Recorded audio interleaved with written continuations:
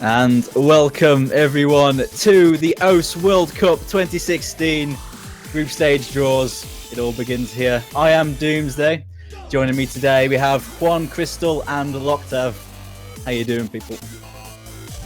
Oh man, this is the moment that everyone were waiting for, the most important tournament of the game of OS, the OS World Cup. I'm doing fantastic. How are you, Loctav?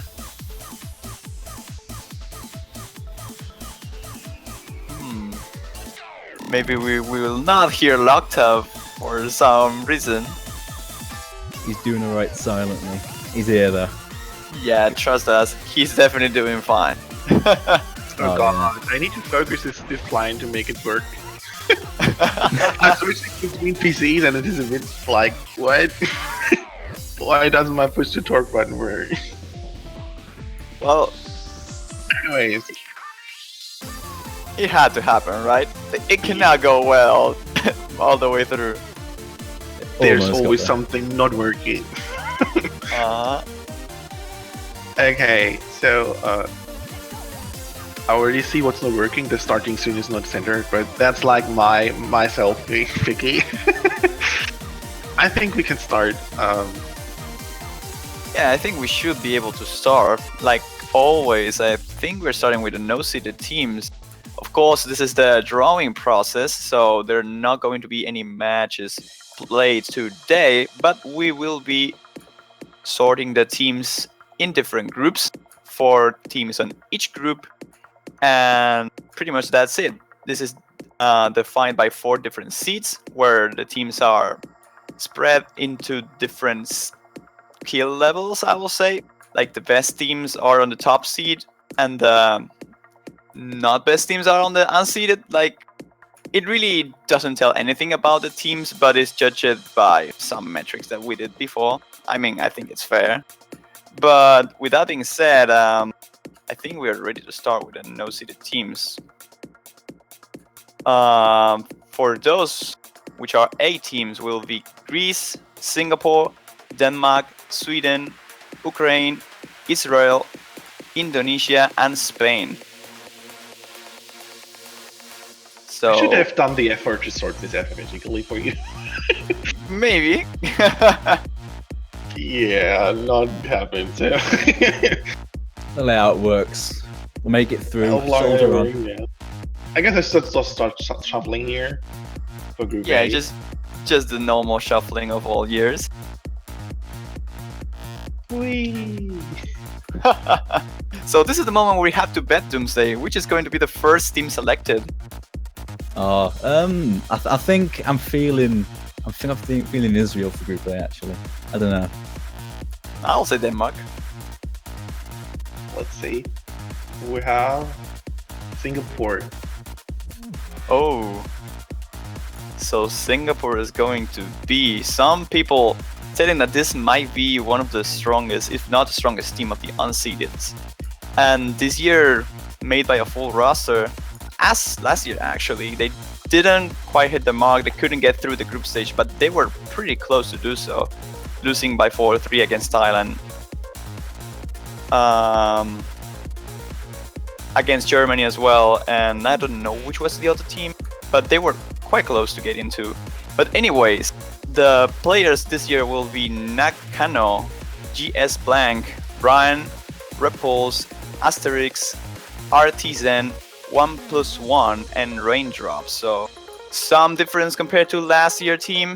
Definitely looking stronger than last year, but we have to see. And seed teams usually have a hard time to get through the group stage.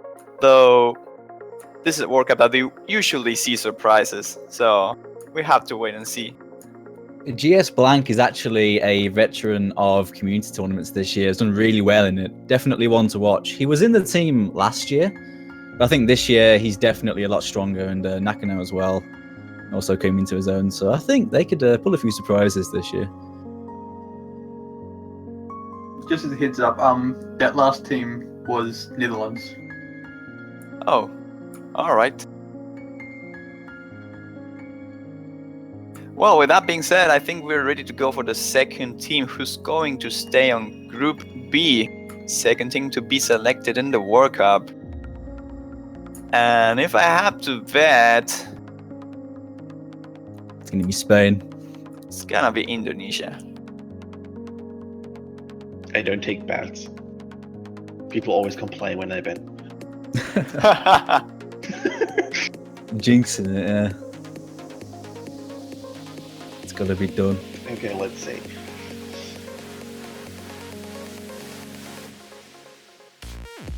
And we're having the Ukraine. Oh, come on.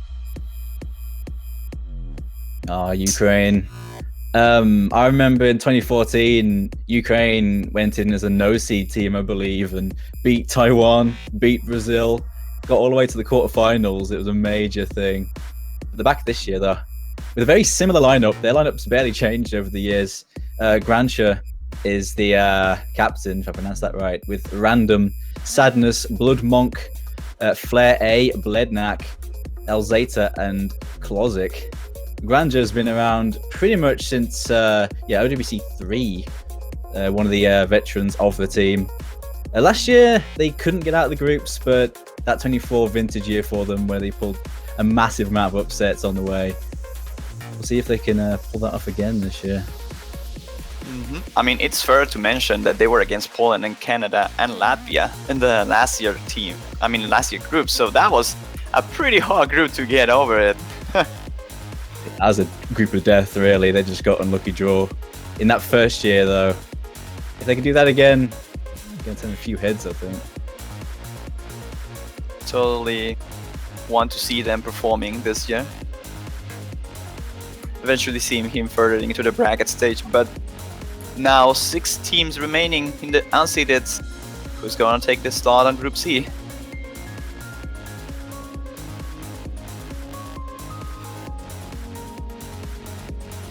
And it's rolling and rolling. Rolling. They see it rolling. People think I'm happy, whatever. You're definitely peppy, right? Yeah, Like- usually Australian. Austrian, I'm definitely Austrian.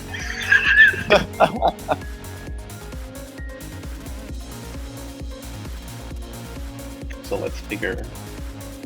Let's see. And we're let's having see. Spain. Oh, Spain. The new team of the work. For those who don't know, Spain is playing, I think, their second O's World Cup so far, but they played in the first one of all. So pretty much none of the players, I think any of the players is part of the same team this year. And I think they, even though they might not have the best team that they will want to, I still think they have a decent team, like Nasuring, PD Prox, Pineketsu, X-Frost, Mortal Strike, Adri Lolo 9, and White Lux. They're probably a team that not many people know about, but since I hosted tournaments before for the Spanish community, I can tell some of those guys are actually a really, really big surprise. Adri Lolo is the first one that comes to mind. I remember them playing on one of my tournaments, doing a fantastic job. Again, as an unseeded team, getting through the quarterfinals. So that was super impressive. And if we see that from Spain on the World Cup, I'm definitely up for it. I really want to see how good they can perform. Yeah, definitely a bit of a unquantifiable team because they're so new. But I mean, definitely the ones that you don't expect are always the scariest, considering when a team goes into it, they don't really know what to expect, and well, they just get surprised. Like I say, referring to Ukraine in 2014, to see if they can pull off a really good run here. We all hope so. Like, the thing that we like to see in the O's World Cup is that there are so many matches that can be so close, because it's so hard to predict. It really comes to how good you feel that day, because it's a game where consistency is so hard to achieve. This game mode is definitely something unique and interesting, and I can see why everyone loves it. But with that being said, 5 more teams. Let's see who's the next one. Group D, between Greece, Denmark, Sweden, Israel, and Indonesia.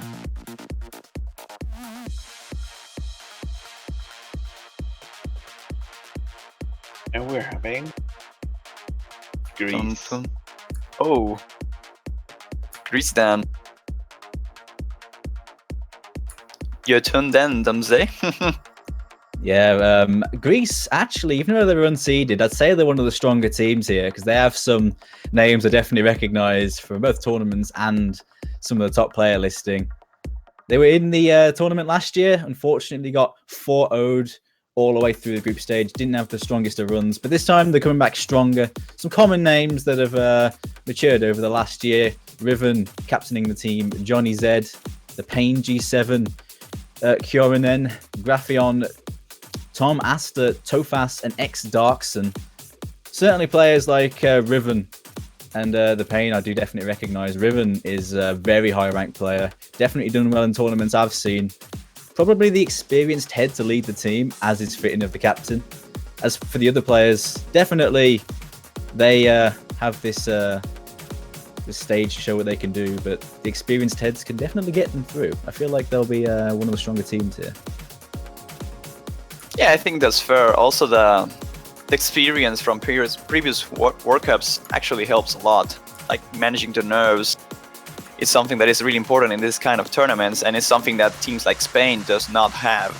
So they definitely have that in their bags. So we will have to see. Riven is definitely a good player, and most of the team is also in a really decent spot. So definitely one of the stronger teams in the low seed, in the unseed teams.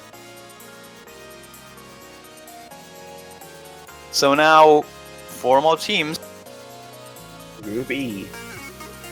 Indeed, Group E between Denmark, Indonesia, Israel, and I think Sweden is the last one, which is going to be selected right now, of course.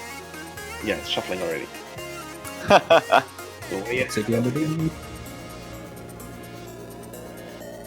We're having Israel. Okay. So Israel. This is another of the new ones. I don't think we saw this team before in any other World Cup. So everybody say welcome to Israel here. We will have Mr. Potato, Kyoko, Kizama, Elif, Hirokuza, Fukizi, and Slendy. So I kind of recognize some of those names, even though they didn't play in any World Cup before. I think that the name Potato and Slendy rings a bell on me. Yeah, they definitely do. Now that I'm seeing their profile a little bit closely, Mr. Potato is definitely a force to be reckoned. And Israel, even though they don't have the experience of previous World Cups, I think they can be a team that can put a fight against many of the stronger ones, like the high-seeded and top-seeded teams. But it really comes again to how well they can manage the nerves, because it's a really unique experience and not something that everyone can tank just in the first time. They definitely have the quality in Mr. Potato and Kyoko, but like you say, it's if that inexperience bites them or not, but they definitely have quality in their ranks. And that's always an important thing when it comes to tournaments.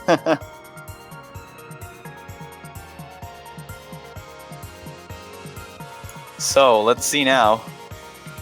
Denmark, Indonesia, and Sweden is going to take the spot on Group F.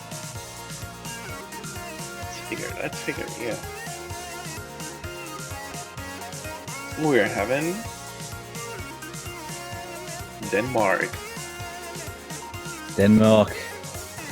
They have played in 2 tournaments before this. Granted, the last one they played in was 2014, so it's been a couple of years since we've seen a Danish team here.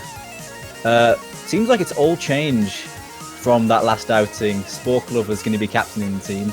Waifworth, I Am Vil, Zog, Huda, Cryolizzy, Lemem, and Team Player 51 make up this team. A very unquantifiable team. Honestly, I couldn't say I recognise many of those names. Granted, I do know Sporklov from the community, but in terms of their experience, definitely one that is going to be hard to predict. Certainly, we'll see how these guys can do. I guess it's the same boat as Israel. We'll see how their inexperience comes in here, but they are here for a reason. Certainly, I know that much.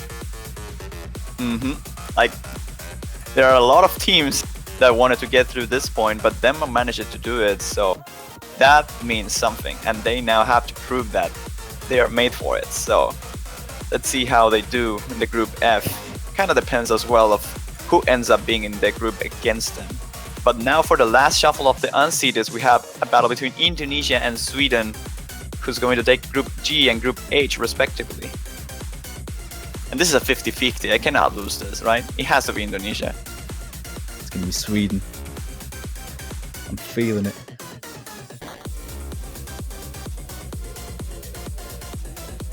So let's figure who's going to be G and H.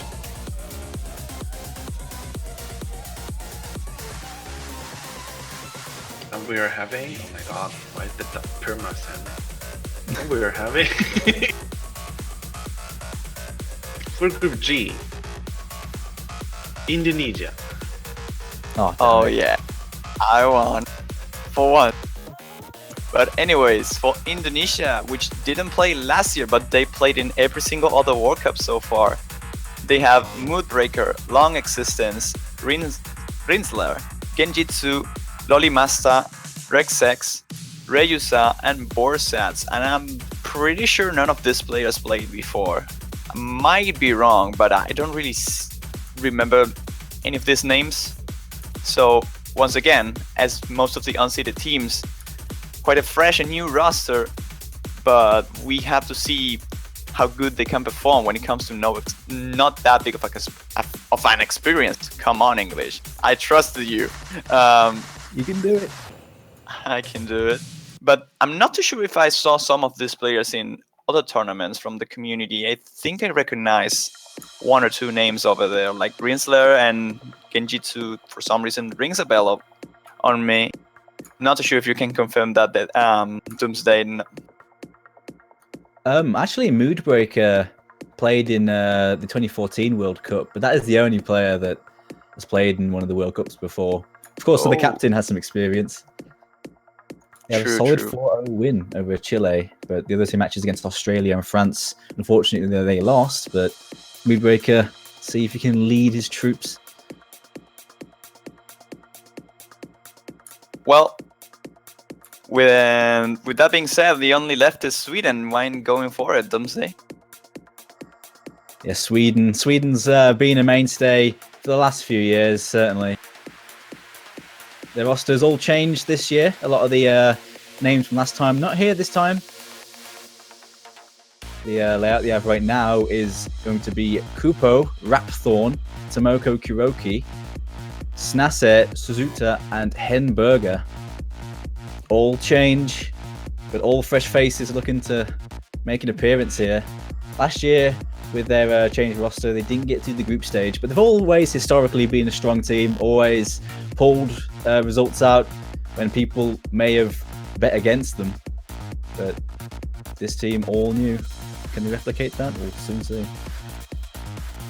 It really comes to the experience in a way. They have the pressure as well that they beat Japan 2 years ago in the round 16. Not sure if you remember that. So I can see a lot of people expecting some good stuff from Sweden.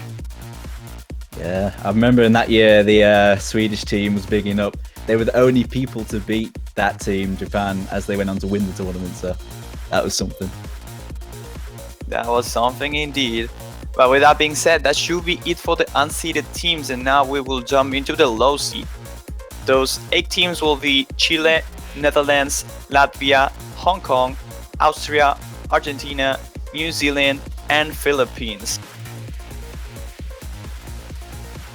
Deadbeats chuffed about that low seed New Zealand, bigging them up. They're finally not no-seeded. The first time ever. Yay! No seeded is always not a victory, always. Hey, I'll take whatever victory I can get. I was about to mention that I thought that New Zealand never got into the low seed, so that's an achievement. Like, it really is. Instant progress. Guaranteed round of 16. Well, they were quite close last year. Like, Okay, I think they played like 2 tiebreakers. 1, 2 was Finland. Oh, true, but you beat Argentina, so you were 1 map away, literally. interesting enough, when I was actually doing the stats, 2014, Argentina beat New Zealand 4-0. Last year it was the exact opposite. We beat them 4-0. Oh man. Well, this year it won't happen because we are both on the same seed. But anyways, now shuffling for Group A between these 8 teams, who's going to take the spot against Singapore? I guess everyone right now sounds like he's simulating a drum roll. So let's picture that. And we are having New Zealand. Oh, yeah. Oh man. Well, maybe you want to introduce this time, Deadbeat? You probably know more than us about it.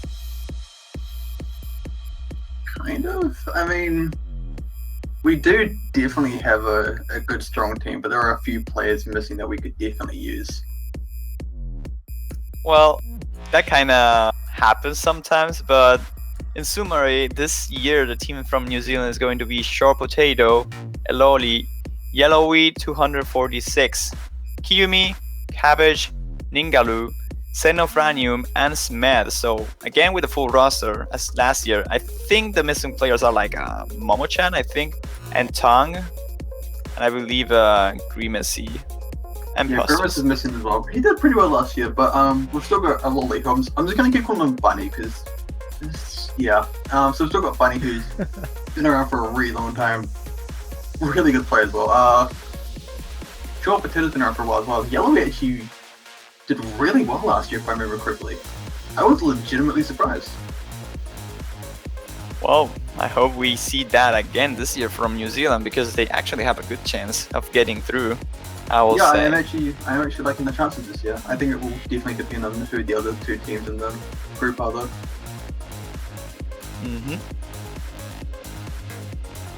But yeah, with that being said, that will be it for New Zealand. And for Group B against Ukraine, we shall shuffle the wheel.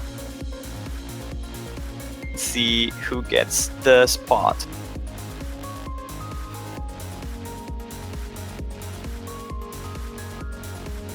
Who's facing Ukraine? Oh, the suspense. Might be Latvia, right? That'd be Let's typical. figure. Like It's the repeating a Philippines. story. Oh. So Philippines. Philippines. They've been a mainstay since the very first World Cup. They haven't missed one. They're back again this year. All change once again for the most part for them. Going to be captained by Rivuri, Ormslayer, Ededed028, 2124, Hybrid Chrome, She, Konowiki, and Mirasan.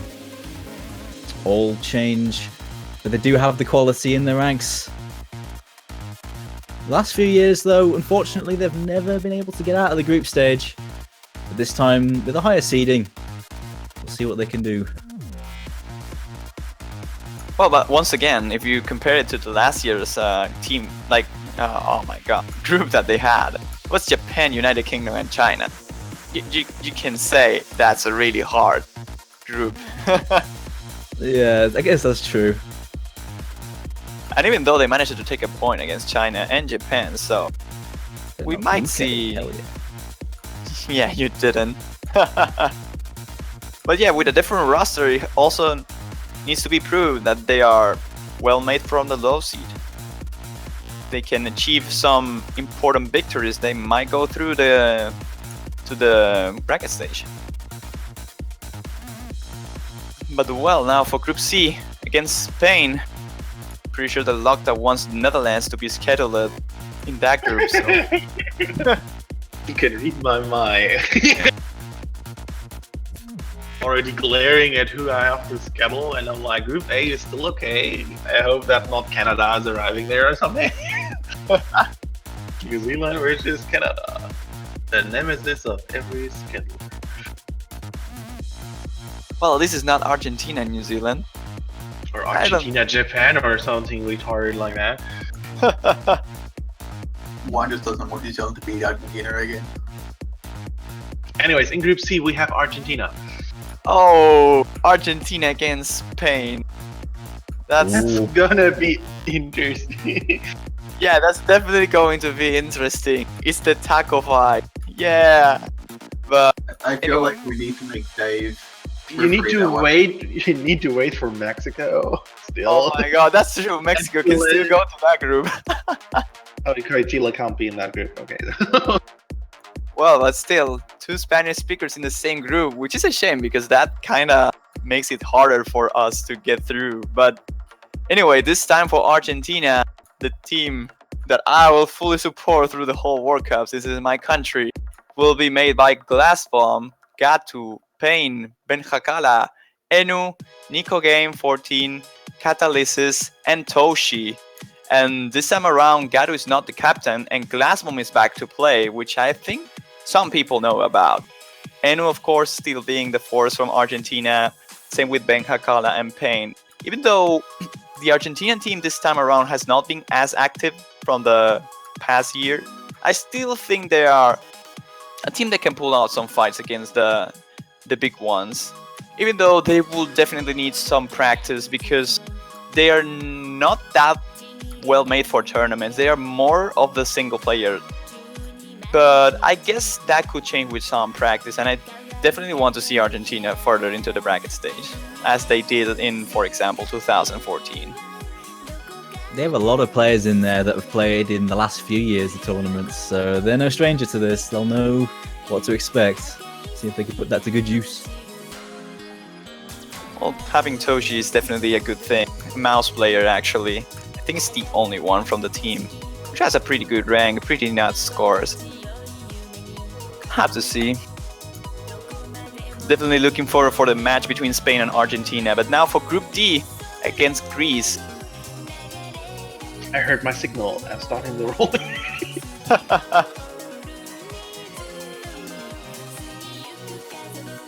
So who can possibly be the bad schedule for Greece? I think there are not many. Like, the problem is when you have 3 teams.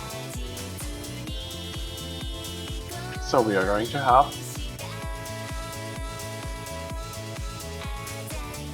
Latvia.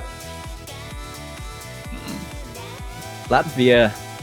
This one may surprise some people who ain't too familiar because even though they are in low seed and their roster this year is quite bare bones, that 4-man team they have has some pretty serious tournament capability in them. Their team is made up of Foreseen, Waywon 2012, Emula, and Jesus Christs.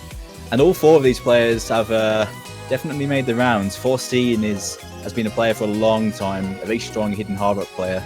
Emula and Jesus Christs have definitely done well in multiplayer lobbies and community tournaments over the last year or so. Waywon also helped out. For all 4 of these players, even though they don't really have much backup outside of those 4, well, they have none at all, the players they have are actually really strong. And for a low seed team, I think this is the one that people would want to have in their group the least, in my opinion.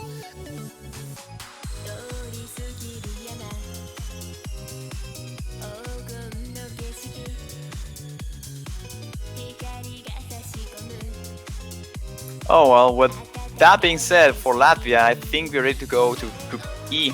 It's going to face Israel. Between Austria, Chile, Hong Kong, and Netherlands.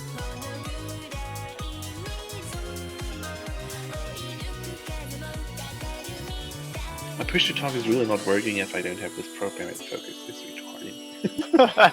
You need to be one with the key, with the push to talk. And no, with the program, I need to be one. Technology, Well, man. That's a tragedy. So we are having Chile. Alright, so Chile is going to face Israel here in the group stage. And for Chile, I won't say it's a new team. They just didn't play last year. But they definitely have some new faces over there. I recognize, for example, Neve, who played in 2014. But other than that, the team is made by Kafan, Daniel, of course the right mentioned Neve, Etejuano, Ashives, Dilson, DPL, and Chris. So Chile definitely showing themselves that they have the players to perform. as well as would no one expect. Like, I saw some of these players as well from my tournaments. Daniel, Neve are ones that ring my bells, and they're definitely super strong. They might have some trouble in later rounds if they manage to advance into the bracket stage, but their consistency and accuracy in general is usually really good. So definitely going to be a pain for the group stages. It's going to be a hard time for Israel there trying to get out, and probably as well for the teams that end up being selected for this group.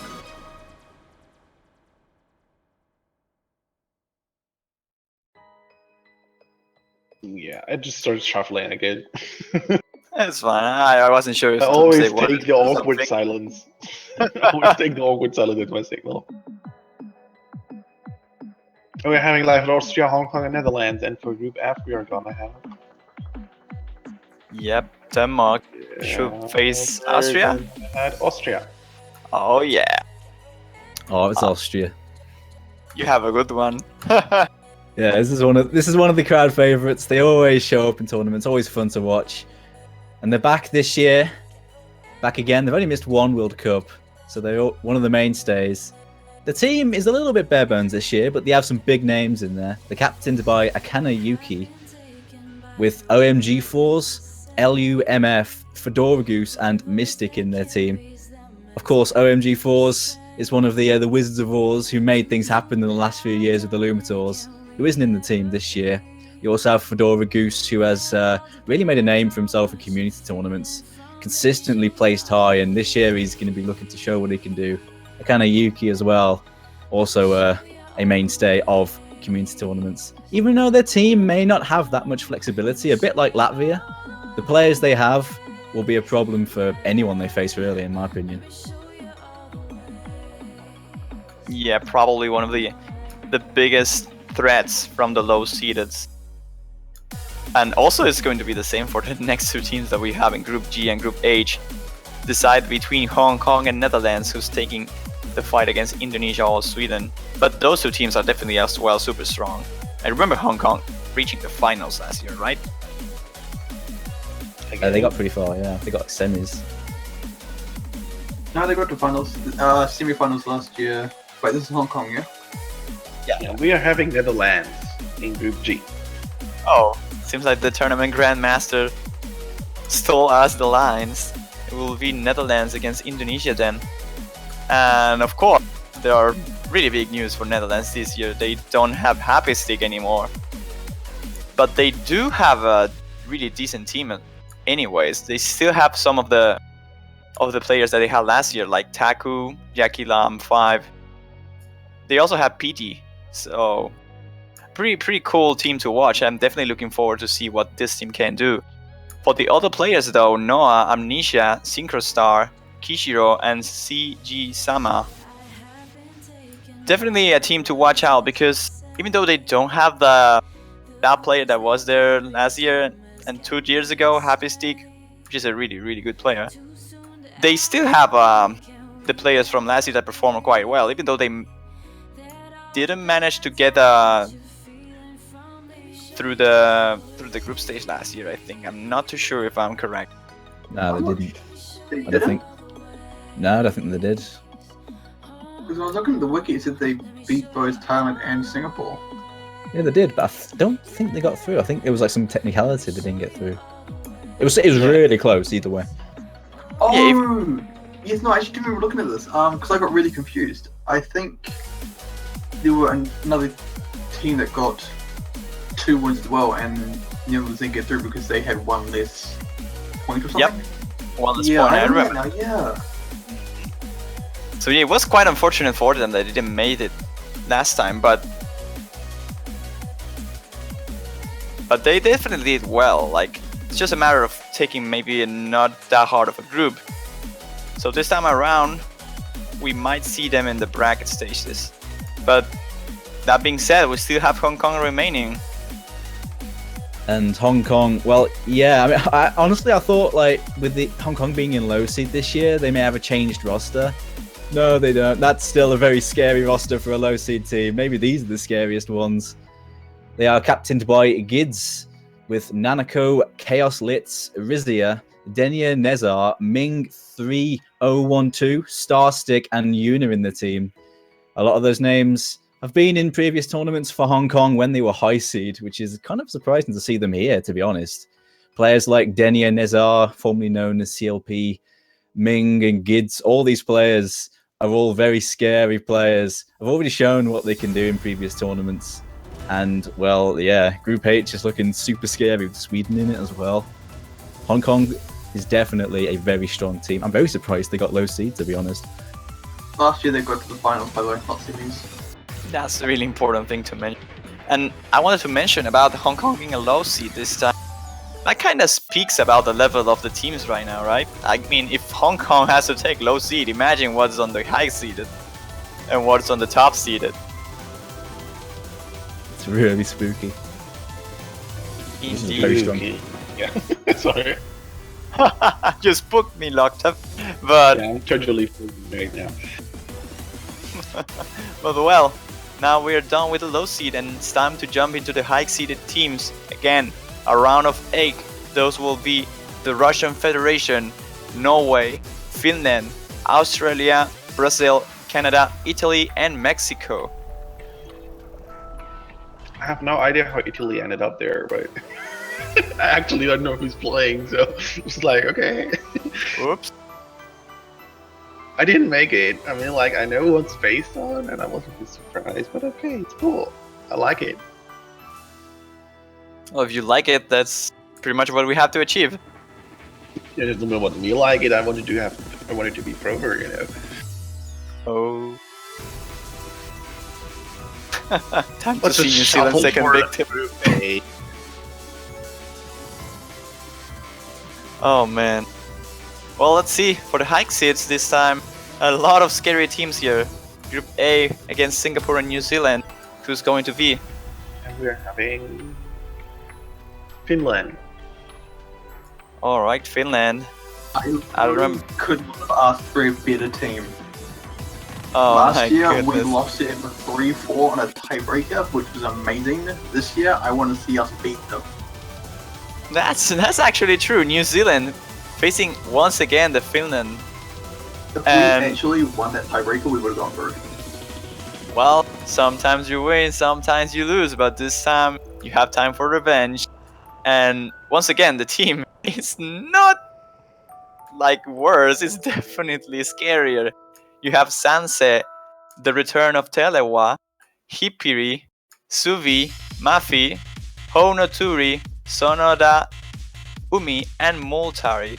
Pretty hard names to pronounce actually from Finland. We're not seeing Pupuja this time, which is a bit of a shame, but people should be cool enough anyways, because we have Telewa, which is a really good player.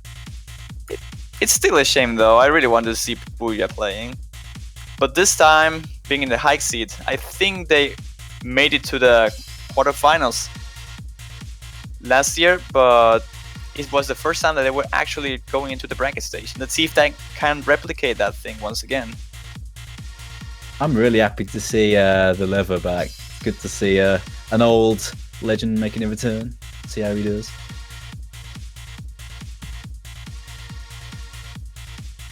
I definitely want to see a little bit more about Finland. But with that being said, it's time for Group B. Ukraine and Philippines are waiting for the high seed team that they will face. Oh, the suspense. So many teams left. Dun, dun, dun. Dun, dun, dun. And we're Nick? having what? Could be Australia, right? That's better. We have Italy. Oh,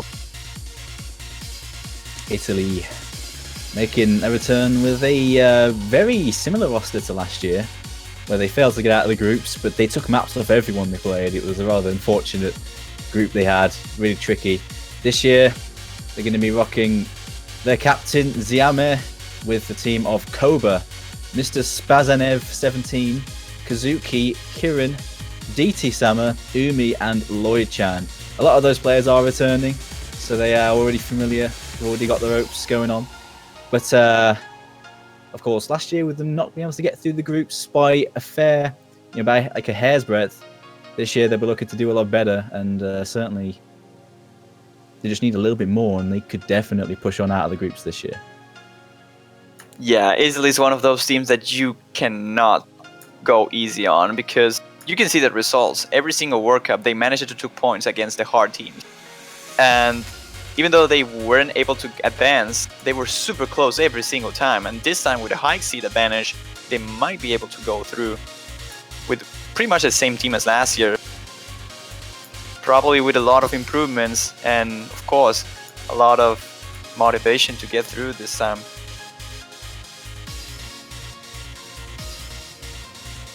But anyways, now it's time for Group C, the group I want to see. Spain and Argentina waiting for the third team on the group, and I hope it is Mexico or Brazil, even though it might be hard for us to beat them. I want to see. Oh, the dope rhymes you did there. Wow, if Mexico gets Group C, wow, that'll be pretty insane. It was amazing. Make it happen, please. Jesus, it's Mexico. It's Mexico. It's Wait, Mexico. really? Wow, Oh my Yeah. goodness. Oh man, no way. this is going to be so much fun. See, I'm not gonna believe it until I actually see it. Oh god, he was serious. Oh my goodness. I cannot find Mexico in the... okay, I'm just going to mention it anyways. Mexico this time being formed by Brudic, Felix, Wolfie, Kepstrak, Aeon Lost, Atsuro, Hevel and Athenion. Definitely a scary team, no matter where you look at. Brudic is definitely a force to be reckoned. Same for Aeon Lost and Wolfie. I remember them from playing in tournaments before. But the main thing I want to point out against Mexico is the fact that they kind of feel nervous usually. They are not really good at handling the nerves. But now being on the high seed, the nerves are probably not that big. Like, I will say the pressure is something they have to tank, but since they are high seed, they kind of feel more confident about themselves. And against Spain and Argentina, even though they are hard matchups, they kind of already know the teams as well a little bit, since they played on tournaments before against them. So definitely going to be an interesting group to watch here, Group C. And I cannot wait to see the jokes from the chat there. But yeah, that will be it for Mexico, right? It's time for Group D. Yeah, it's time for Group D, I guess. Let's Let's figure out Group D. we'll have Australia, Brazil, Canada, Norway, and the Russian Federation left. Has to be Norway, right? That will be And cool. now we are having Australia. Rip the scheduling. Yeah, it's fine. Australia. I'm gonna bring up my thing. Yep, it's your turn. That Doomsday. Yeah, Australia, mainstays of the tournament, coming back with many returning names. Box is going to be captaining once again for the third time in 3 years with a team of oh god, the future names pronouncing it. Yui Giti, Ithgu, Doomy, Korilak, Weber, Lunias, and Pikamu. Of course, Box is a very experienced player in these tournaments. And Australia have always been around, they've always been threatening. Unfortunately, they haven't been able to get a massive run going through the tournament, but they've always been threatening to their group mates. And perhaps this year will be their year to make a move here. We're facing Greece and Latvia in their group in Group B.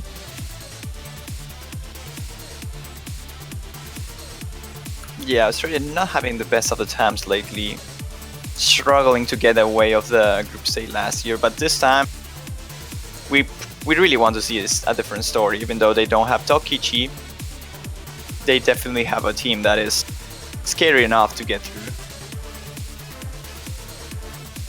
But now for Group E, Israel and Chile waiting for oh my god, for the team they want to face. What is the chat doing? Oh my I goodness. think they're showing some Russian pride for Mother Russia. Yeah, it looks like that indeed. But anyways, let's see if Russia actually ends up in Group E against Israel and Chile. No, it's Canada. Oh, it's going to be Canada, and it's my turn to introduce a team. And I'll say about Canada, they did super good last year, managing to get through the group stage in a long time. Losing against Brazil though by having an amazing tiebreaker against Taiwan and Austria. But this time around, they pretty much have the same players, I will say. They are missing like 2 or 3, but they still have Acer, Trick Mirror, Miru Hong, Kaifing, Ignite, Kyle, Karalis, and Binxis. And yes, people, this team is really scary. Like you can see, Canada did this last year as well. They swapped a lot. They have a lot of mod coverage in every single round. They're a really strong team in that aspect. They have players who can play anything in different situations, but one thing that they need is to have the whole team at the same time focused, which is sometimes a disadvantage, sometimes an advantage, but we'll have to see. The group that they have against Chile and Israel is going to be the first challenge for them. It really depends on how good they can perform against them. Anyone remember that tiebreaker against Taiwan? That was pretty... man. He actually only went out in the round after that on a tiebreaker against Austria. So like I say, super scary team. And the bulk of their team is the same one that made that happen last year. So, one to watch. And remember, never give up. But with that being said, now it's time for Group F. Only 3 more groups remaining for the high seats, and only Brazil, Norway, and Russia. Sorry. Did the Russian fans already give up, or? Kinda looks like that. Just wait until they get picked. Bummer. Let's see, we have in Group F, indeed Norway. Norway was so much fun to watch last year. Super good on the free mod picks, I remember. The team this year is almost the same as the one they had last year. They're captained by Toby once again, with a team of Shu, GN, Cebu, Warrock, Afrodafro, PC, and Honda. Very all-rounded team there. No matter what kind of maps you throw them, they're going to be doing it. Every single mod, they'll be strong. Last year, they did really well on free mod, I remember. And of course, players like GN, Shu, very famous in the community for being absolutely beast players. GN known for being able to play pretty much anything. Cebu, Toby, PC, brilliant tournament players. Definitely helped carry the team, even with players like Shu and GN on their team last year. And honestly, it was a bit of a tragedy they didn't get further last year, because up until the point when they went out in the round after the group stage, I believe, they absolutely bossed teams around. So this year, they must do better, surely. Well, against Austria and Denmark, this is definitely going to be a hard thing from the beginning. Really difficult group that they have so far, going to depend a bit on the top seed of it. Worth mentioning the Hidden squad from Norway last year. As you mentioned it on the free mod picks, everyone picking Hidden. It was super fun to watch. But anyways, let's see now Group G and H, the last ones between Brazil and Russia, who were on the same group last year actually. So who's going to take the spot against Netherlands and Indonesia? Who's going to take the other against Sweden and Hong Kong? It looks so pointless when this wheel is rolling between 2 people. Like I'm getting an epileptic stroke. Whoosh whoosh. Whoosh whoosh bang bang. And we are having the Russian Federation.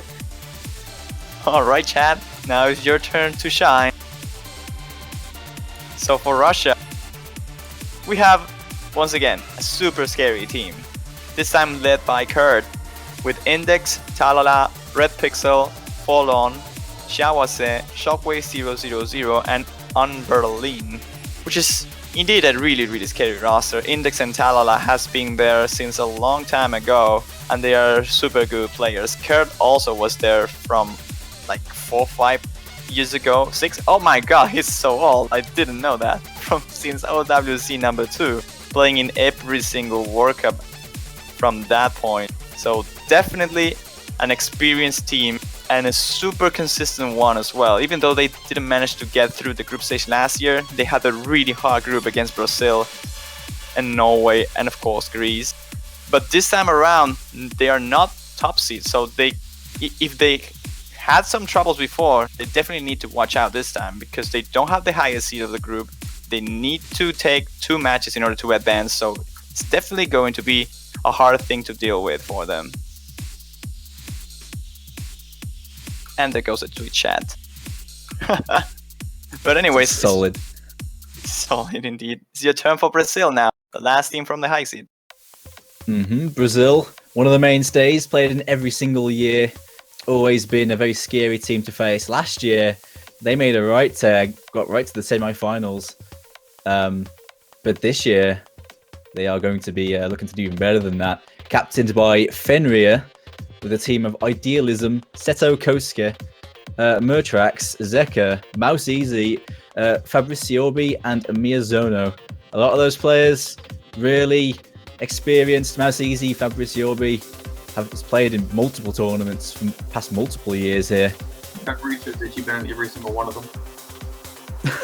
He is only one of 2 people, I believe. The other one is White Wolf. Yeah, I'm pretty sure actually. I didn't realize he actually played since the first one. That's crazy. He's still in it now and still really strong. Managed to pull through every single year.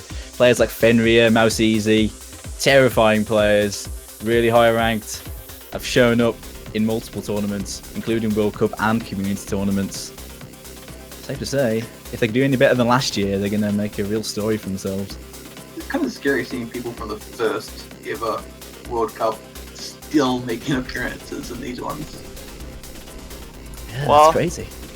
Those are like 7 years. You have to keep playing for 7 years and be still good. Longer, you're like, oh, because back then there wasn't the rank requirement, so yeah. But well, now the moment that everyone were looking for. The moment that most people was expecting. The top seeded teams, which everyone should know which are already because there are only 8 teams remaining. But just in case, the top seeded teams this year are going to be Poland, South Korea, France, the United States, Germany, Taiwan, China, and the United Kingdom. Woo! Yeah, I was waiting for that. UK for Group A. UK for Group A, please. Mini hype or what? Oh man, Three these 8 United teams Kingdom. are just so scary. I just see the flags and I'm scared already. Who's thinking the first spot though? Singapore, New Zealand, and Finland waiting for the top seed. And honestly, if you're not a top seed, you really don't want to face any of these teams. They are, every single one of them, super strong. Now let's face it, who are you gonna have? In Group A versus Singapore, New Zealand, and Finland.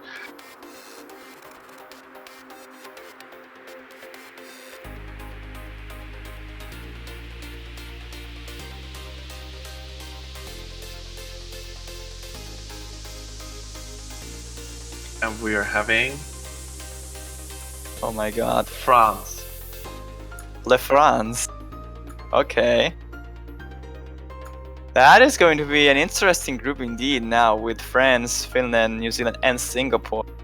This time around, France is having a team of 8 people once again, this time with Musty as a captain, Fils de Lama, The Poon, Flaven, Nero, Mr. Somb, Fires, and Elysion. So I'm pretty sure at least half of these players already played before, and indeed they did.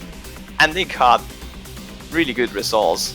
They managed to get into the semifinals. They lost against Germany though, but they won every single match on the group stage last year. They won every single match of the group stage in 2014, and they only lost one in 2013. So in general, you can see that it's a really good team. It really shows that they can do super well because they advance every single time. I don't think they got knocked out in group stage any single time.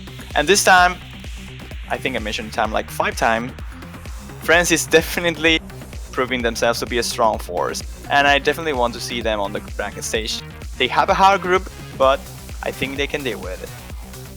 A lot of people are pinning France as one of the favourites. I definitely have to agree. So much tournament experience in that team, along with the quality, is I think it's really going to make the difference. I think these could definitely make it to the final.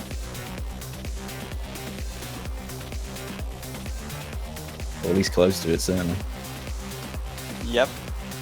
But now Singapore is in Group B, yeah. I was about to mention that. I'm pushing. Yeah, it's almost been an hour since we started, so we should get the Mappool showcase soon after this. So stay tuned.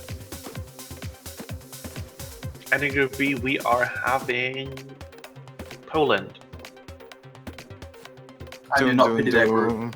Poland, the super heavyweights of Europe, always been a terrifying team. And I certainly kind are of feel this year. bad for them. They always get so close, but they can never get the gold. Yeah, they always tend to take a podium finish, but it's never the top one. But they have the ability to, and I mean, God, when is their year going to be? It could be any year. Could it be this year? We'll find out. They're captained by My Angel Vilchku, with their team of Vilchku, Rafis, Wubwolf Wolf, Rock, Fatovnik, Spider, and Piggy. A team of stars there that many of the O's community know very well. A lot of those players actually returning from the last team. I believe actually the only player that isn't returning is Lucid Ashtray, who has been replaced with Piggy this year. And as you said, for the previous years, they've always reached the top, but they've never been able to reach the gold. Will this year be their year? Well, I think a lot of people want this to be the year for Poland. A lot of people like the team in general, one of the favorites, with good reasons. And Group B will be Ukraine, Philippines, Italy, and Poland. Now for Group C, the Spanish group is waiting for the top seed. It's gonna be USA, I bet it. like, holy. If it is the US, it's going to be super hard. The But memes are gonna be strong here. yes, And it's indeed. Taiwan. Oh, it's Taiwan? Well, me being the one introducing Taiwan, it's kind of something. We have Flask, HBig, 225, Rucker, Small Key, My Angel Harura, Koa Lassie, Rizzer, and 17. So, do I really have to say stuff about this team? They have been here since forever. HBig is part of the top 3, I think, right now of the standard ranking system. So No. definitely a player to what? He's not top 3. He's on top 3, yeah. He's not. Oh, he's not. Or Michael Piggy. Oh, come on, there's not a big difference. He's still a super scary player Top whatsoever. 10. It's 50. Yeah. Let's just say top 10. It's close And- enough. Overall, Rocker, Small Key are also super consistent players. Even though they don't have players like Davonlong from last year and CXX, CXXE, and One, who were like important players last year as well. They didn't have the best of the lucks, considered as a tiebreaker team. They won against Portugal though in the group stage, but they lost against the US and Canada by tiebreaker both times. So Taiwan didn't have the best of the matchups, the best of the matchups last year. So if they have a little bit more of luck this time, they should be able to go really far away.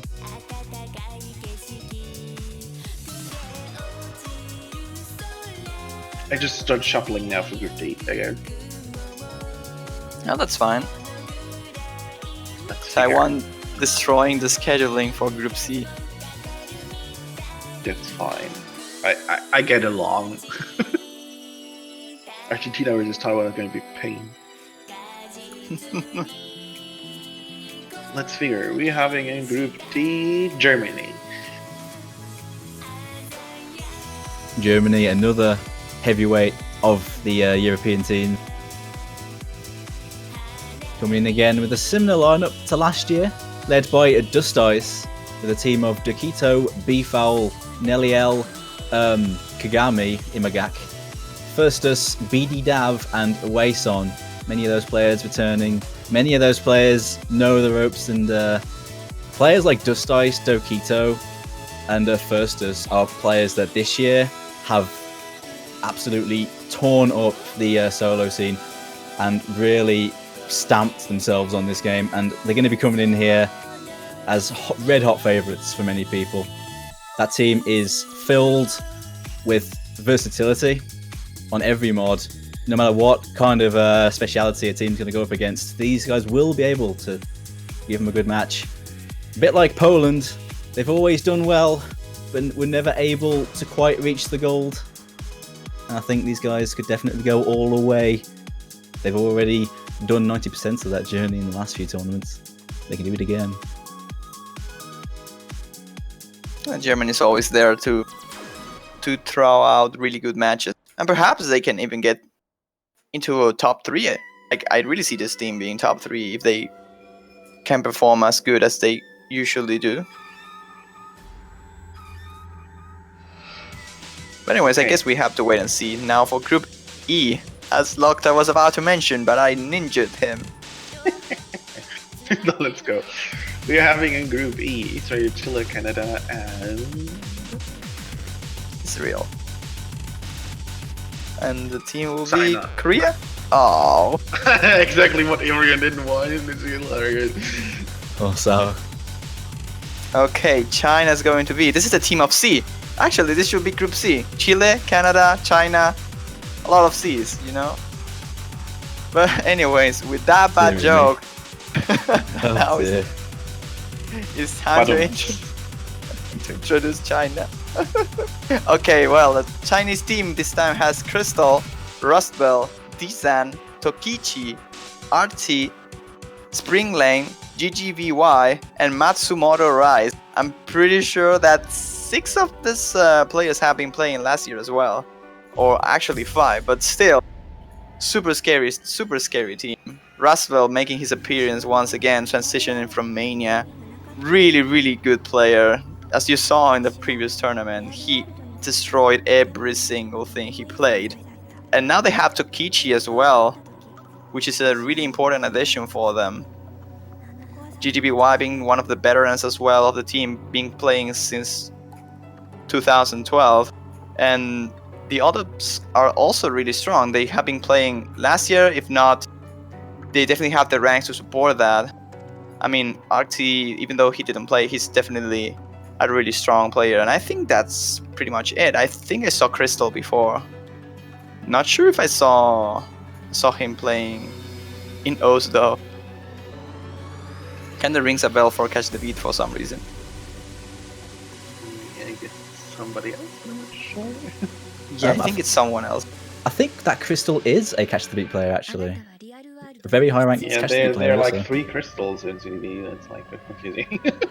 That's true. I think that is the same one I recall, because I played against him in another I tournament. guess one you're referring to, I'm not sure here.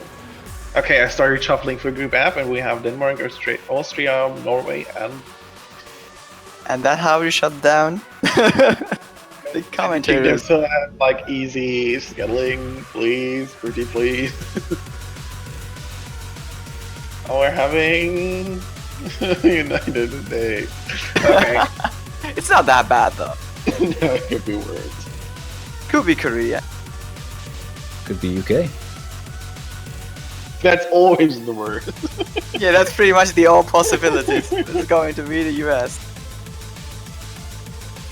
So, mind talking about that, Domsday? Oh, okay. USA, the defending champions. Anyone who watched last year will know their run through was something else, really. Of course, this time they're going to be captained by Toy the boy. And their team is going to be built up of Xerius, Ritze, Emlaw, Fiery Rage, Happy Stick, IDKE, and Minimin Wu. A lot of those players, of course, returning from that championship winning team. With some new faces, of course, Happy Stick switching and now playing for the US team. Fiery Rage, a player that's really came into his own this year, making the team mouse player, along with Emlaw. The players like Toy, Xerius, and Ritze really shown what they can do last year. Terrifying players. Xerius well known for being incredible at the most difficult maps. Toy with his incredible consistency. All these things build a bedrock of a brilliant team that are going to be looking to defend their title this year. I'm definitely looking forward to seeing how well Toy does this year. I think he's definitely going to be a player to look out for. I just feel like a little bit weird without Silver and Talia, but I think that's fine. It's still a really, really strong team. And by really, really strong team, I mean top 3. But but anyways, that's going to be for the defending champions. And now for the last 2 teams. Just getting into Group G or Group H between South Korea and the United Kingdom. Russia, Netherlands, and Indonesia waiting for one of those. Same goes for Sweden, Hong Kong, and Brazil.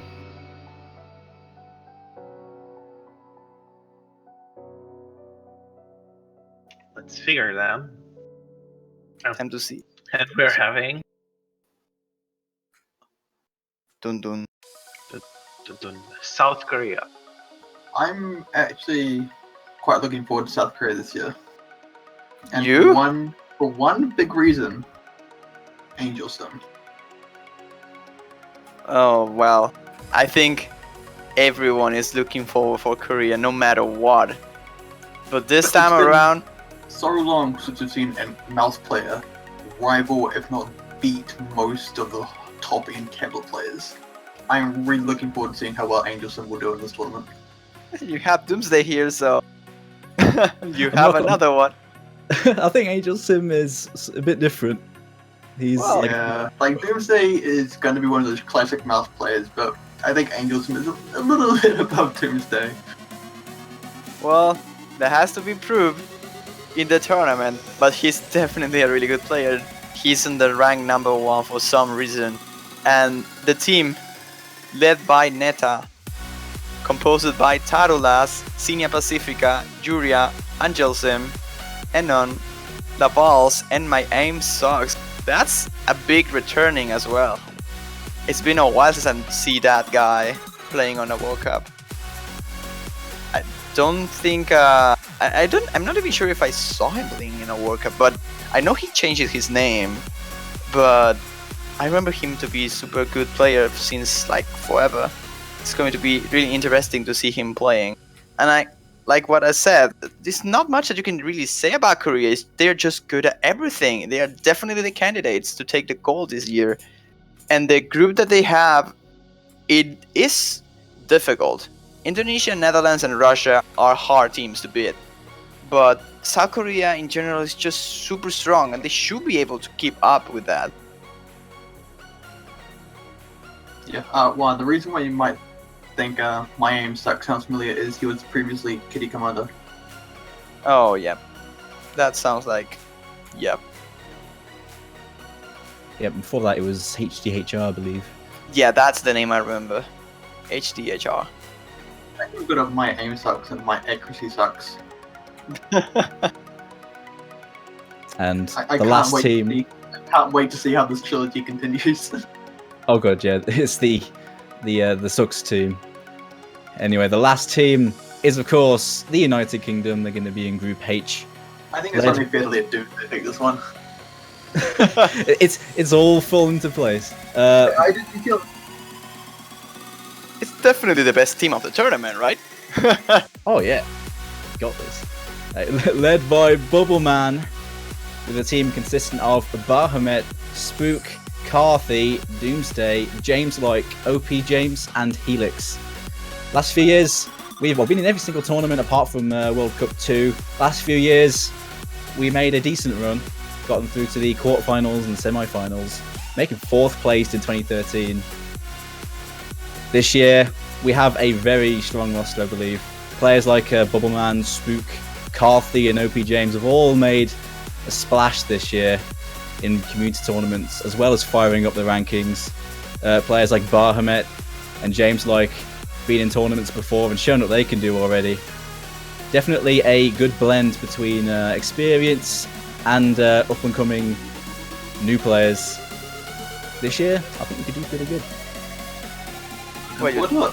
definitely have to, because you don't really have an easy group by any means. No, that's a tricky group. Hong Kong, Brazil, ooh, and Sweden. I It's don't gonna be envy you for having Hong Kong, I'm not gonna lie. Have fun with that one. Yep, we'll try. We'll give it Well, a go. I have Okay, so to I got say- a quick question. I got a quick question for you guys. Yeah. What group are you most looking forward to watching?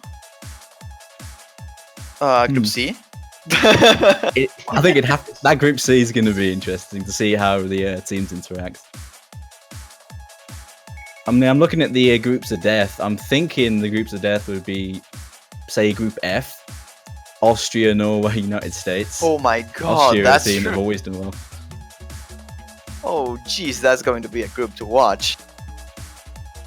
So then, with that, the drawings concluded, and in Group A, we have Singapore, New Zealand, Finland, and France. In Group B, we have the Ukraine, Philippines, Italy, and Poland. In Group C, we have Spain, Argentina, Mexico, and Taiwan. In Group D, we have Greece, Latvia, Australia, and Germany. In Group E, we have Israel, Chile, Canada, and China. In Group F, we have Denmark, Austria, Norway, and the United States. In Group G, we have Indonesia, Netherlands, the Russian Federation, and South Korea. And in Group H, last but not least, we have Sweden, Hong Kong, Brazil, and the United Kingdom.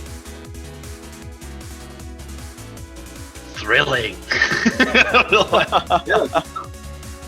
I don't know which team is actually weak. I feel like everybody is scarily strong somehow.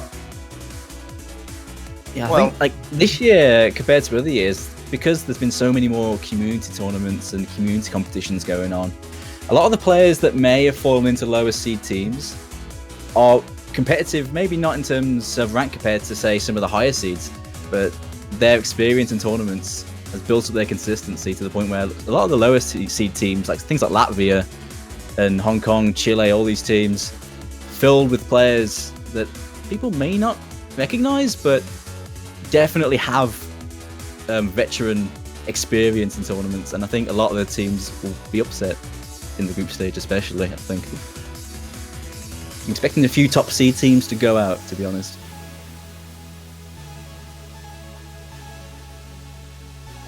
Definitely an interesting World Cup that we will see here.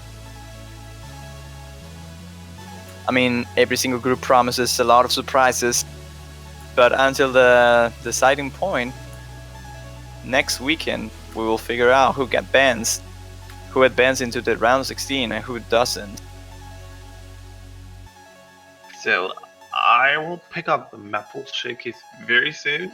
I never did this method before, so... It's time to there try are new stuff. chances that stuff might be a bit weird. It's like... Disclaimer. Every single mistake that is happening through here is not It's fully intentional.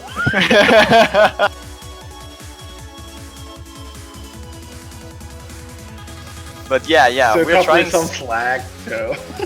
I'm trying hard. Well, you got it, guys. Nocturne is trying so hard, but yet we're not being able to deliver. Oh wait. I'm telling you, it's technology, man. Man, It doesn't want to work.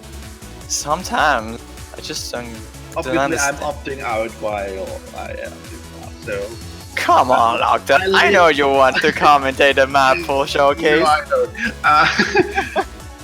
I leave this pleasure to Juan and Dulce. Enjoy, everybody.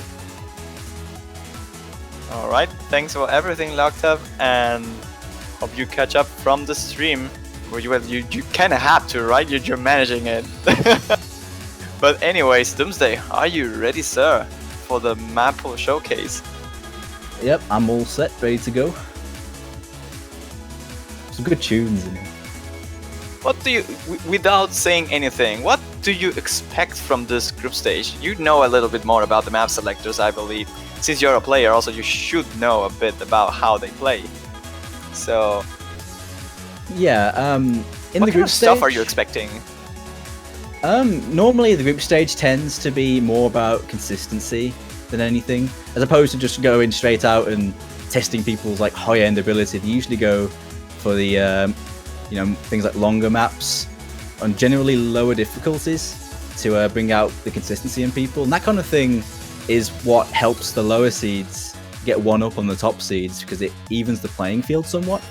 And that's one of the reasons why I'm expecting upsets in this, because the way those maps are set for consistency means that top players can definitely get cheeky slip-ups here and there, and those slip-ups can cost dear, and that's what gives those lower seed teams an opportunity to get in.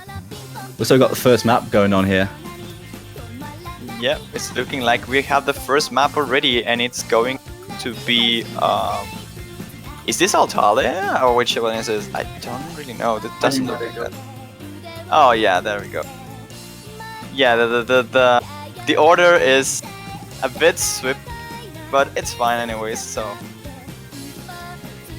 I was saying about consistency maps. This is actually the looks like the blue herring. A very short map. This one, just 1 minute 22. Lots of 1/3 patterns in this one, testing accuracy on some swing rhythms. One of the more technical maps. This is one of the ones that would test that technical ability of the no mod picks. But it's super short, so it's the kind of thing that can swing either way. Short picks can be wild cards because you can get away with a lucky FC even if you struggle on it a bit because it's so short. But the accuracy, those spaced 1/3 streams, could definitely lead to chokes for those that aren't too familiar with this. Well, I will probably wait for the next time map until I see it on stream because I don't want to spoil any of the fun for you guys. This map though looks like more of a consistency challenge indeed, but since it is too short, one break can just cost you anything.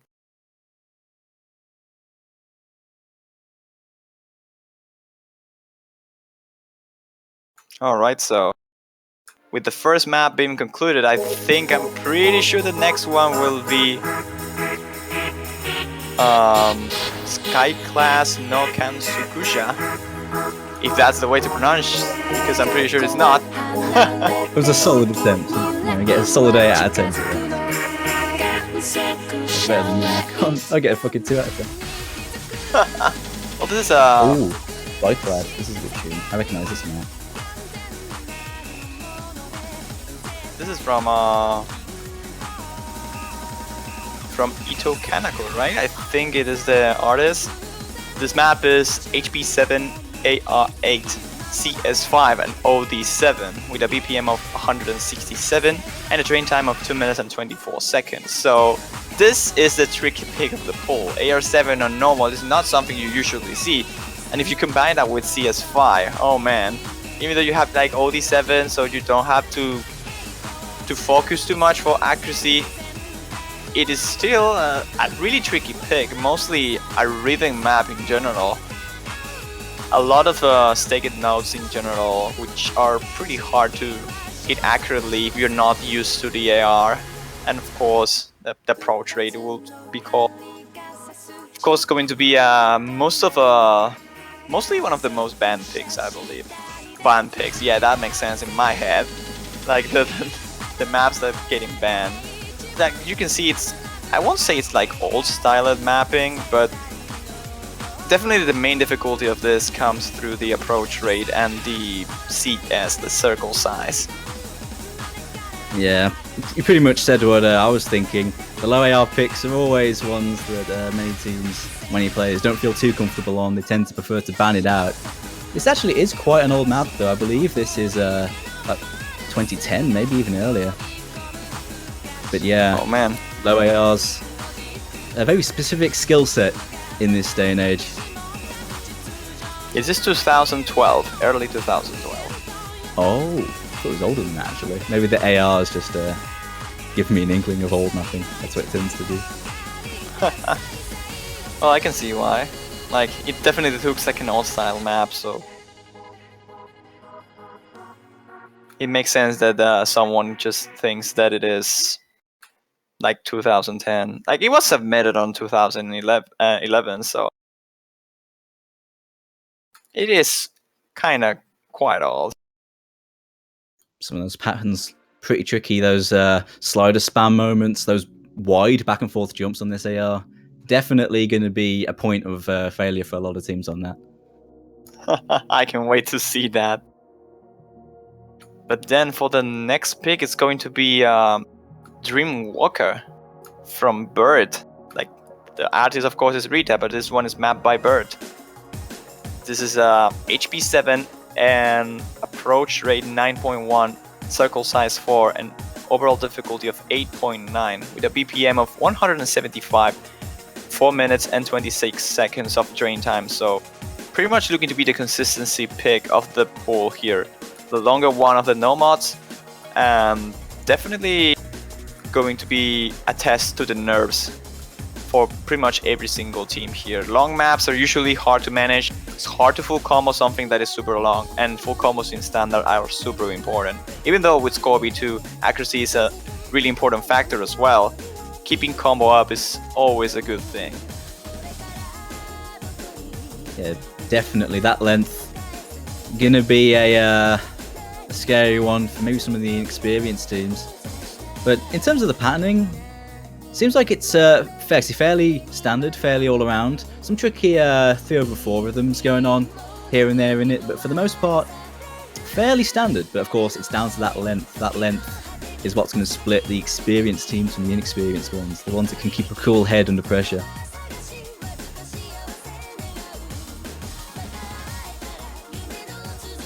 Also, this map seems to have some slighter velocity changes, so that can be a challenge for reading as well if you're not really used to the map or the rhythm of the map in general. It seems like a new style map though. It doesn't seem too old, so many of the players should be able to keep up with this kind of stuff if they can hold the nerves, because it seems like the flow on this one, it's like modern. It's easier to follow in that aspect, in my opinion. Yeah, this is definitely new style. Definitely familiar. I'm seeing a lot of spacing changes, going from wider spacing to short spacing in very tricky patterns. That's the kind of thing that nerves messes you up on. I mean, when you have a cool head, it's very easy to lock onto each note and just go on your merry way. But when you've got a cloudy head, those kind of patterns, where you're forced to sort of just see the whole thing as a pattern as opposed to lock onto certain notes, which is the usual preferred way of snapping to notes. That's the kind of thing that nerves makes really difficult. And like I say, on this map, which is so long, it's doubly tricky. That's the kind of thing that consistency picks try to exploit. I can see the mine blocks already on the jumps that are on this map. Those 1-2 jumps, like the BPM is not that high either. Like 175 is pretty low, so hitting 1-2 jumps, if you practice too much, sometimes can be a bit mind blockable. Like in this BPM, you can like tap faster than expected and perhaps miss a note of the jumps. It happens to me quite often. 175 BPM is actually quite standard. I mean, I can see some of the players that are used to higher, like used to playing double time and whatnot, maybe doing that. I think most of the players will probably be okay with this BPM. I'd say this is the like straight up average BPM of your usual insane level map. But yeah, I mean, the players that are used to bashing out things on DT or super hard maps could definitely lose some accuracy on that. Like I say, those consistency players, those players that are used to the tournament atmosphere, definitely will have no problems on this kind of BPM, I think.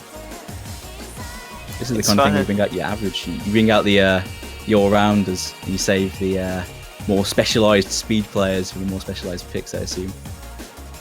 Yeah, it's funny actually that you mentioned that 175 BPM is like average, and coming from Mania, that's a super crazy thing because that BPM is usually a little bit low for Mania, but when it comes to aiming, I'm pretty sure that aiming is a lot harder when it comes to fast stuff. So also streaming fast stuff with only one hand is definitely harder than with 4 or 7 keys.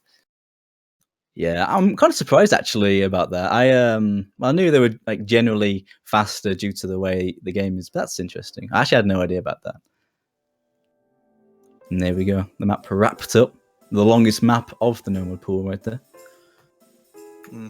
Now it's time for the next one, which is now it's going to be Altale, indeed from Sakusyo. This is a map by Toybot and has an HP 6, approach rate 9, circle size 4.2, and overall difficulty of 8.5. And if we were talking about low BPM, the BPM of this one is 90, so super slow map. Even though it's mostly mapped with 1-3s, and I'm not sure if 1-6 as well eventually, because I remember this map from Mania which has some 1-6 snapping, not sure about the standard one. and it's a train time of 2 minutes and 23 seconds, so kind of average length.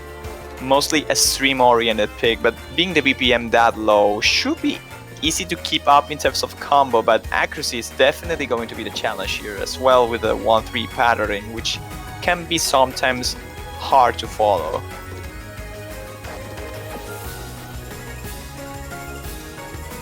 So I wonder if the streams on this are straight up 1/6 or if they're 1/4, because 1/6 streams can be tricky to accuracy for the player used to 3 standard patterns.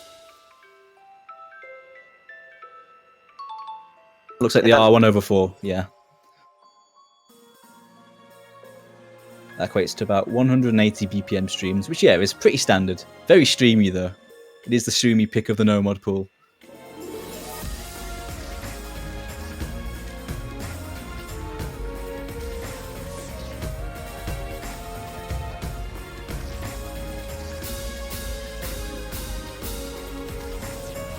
Slow bit that's bridging the 2 streamy bits together. It's going to pick up at the end.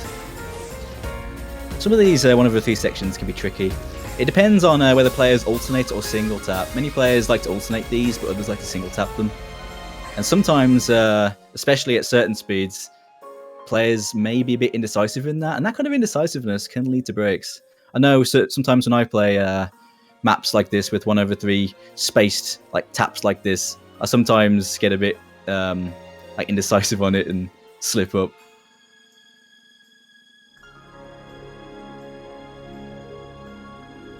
Of course, the streams are the meat of this map, so that accuracy, that's going to be further amplified by Score v2. Definitely going to be the factor that splits people up on this one, I think, more than anything. Oh, the start of the end was so cute. But anyways, with that being said, next map and the number 5 of the no-mod pool is going to be Yurufuwa Yukai Girl from Lawn. This is a map by Garvin, has an HP 7, approach rate 9, circle size 4, and overall difficulty of 9. And this is 216 BPM, 3 minutes and 4 seconds of train time. Old style map once again, it's instant snappy. Yeah, like, this has been around for a really long time, this map, if I remember correctly. Well, you can just see the map and figure out, like, those snapping, like, the spacing between those nodes is super, super old. I haven't checked, but I want to say 2011? I think you're right, actually. I think that's what it is as well. 2012. July of 2012. I was going to say, like, late 2011, but, Yeah, this is definitely an old school map by Garvin at a high speed. The big thing about this one is, of course, not only is the taps there very quick, but there's many of them in a stream pattern, in a very linear pattern, which essentially means as you move your cursor along the stream of single taps, it goes in a very, like, a single curve or a single line. In modern mapping, what people tend to do is they tend to put taps on sharp corners. And because of that, playing linear patterns is actually deceivingly difficult, because to snap to each note, you sort of have to physically stop and start. So this one, for the old school player, they'll be okay, but I wonder how the new school of players will be dealing with this one.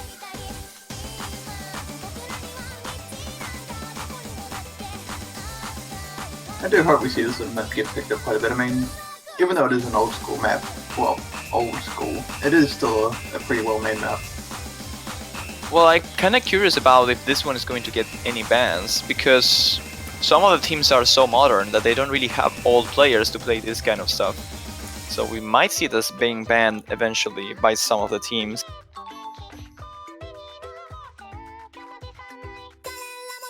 I feel like they might want to throw the bans elsewhere. Well, yeah, it really depends on how hard the mod picks are for the teams that actually consider banning stuff like this.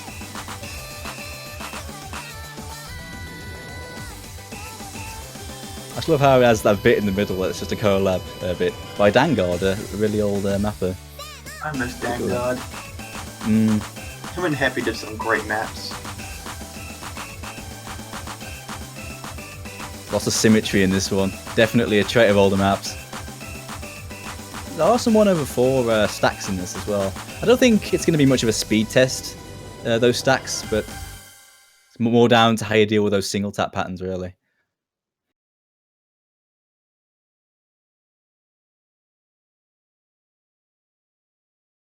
All right, but that sounds like it for Yurufuwa Yukai Girl. And now we will jump into the next and last no mod pick. This is from 1 o'clock and it's Mikansei Kokyokyo. Kokyokyoku, I think it is. Okay, Mikansei Kyoku. Okay, I think I got it close enough. Stop the pronunciation and just listen to one try to pronounce this map name. I think it's more interesting. Oh my goodness. But anyways, for the information of this map, we have HP 6.6, approach rate of 9.4, so pretty high approach rate for the no mod. I think it's the one that has the highest amount. Circle size of 4.2, overall difficulty of 9, and a BPM of 195. This is a train time of 3 minutes and 12 seconds, so second longer map of the normal pool. And in general, once again, a consistency pick. Not really much more of a gimmicky aspect here for this one. It's like the modern pick that you have. It's like your average PB farm map, I will say. Yeah, this is definitely a more new style map in comparison to the previous one. More jumpy, certainly. Lots of back and forth jumps there. Spacing pretty wide. Patterns are fairly simple. Some like tricky spaced streams here and there, but for the most part, it's going to be testing your mechanics, really. You can definitely see a lot of teams picking this one if they want to go for now. I can see this being picked the vast majority of matches. Like using this kind of style with patterns that are familiar for most of the players sounds like a good idea to pick, because I can see a lot of players being able to combo this consistently with good accuracy, so makes sense to pick if you are on a disadvantaged situation where you need that consistency in order to beat, for instance, a stronger team or in a difficult situation.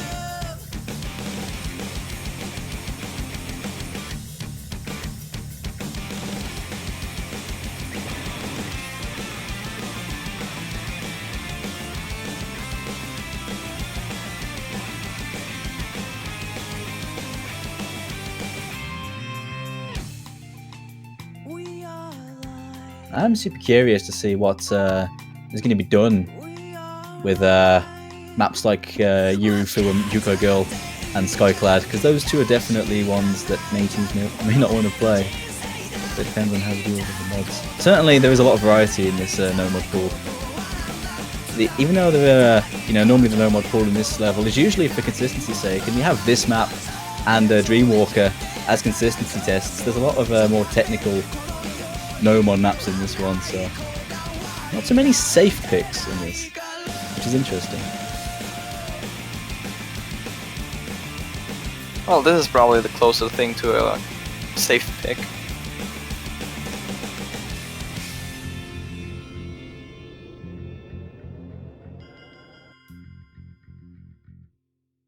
That spacing is definitely much wider than some of the other maps. Those triangle jumps at the end, I can see that tripping up a few people.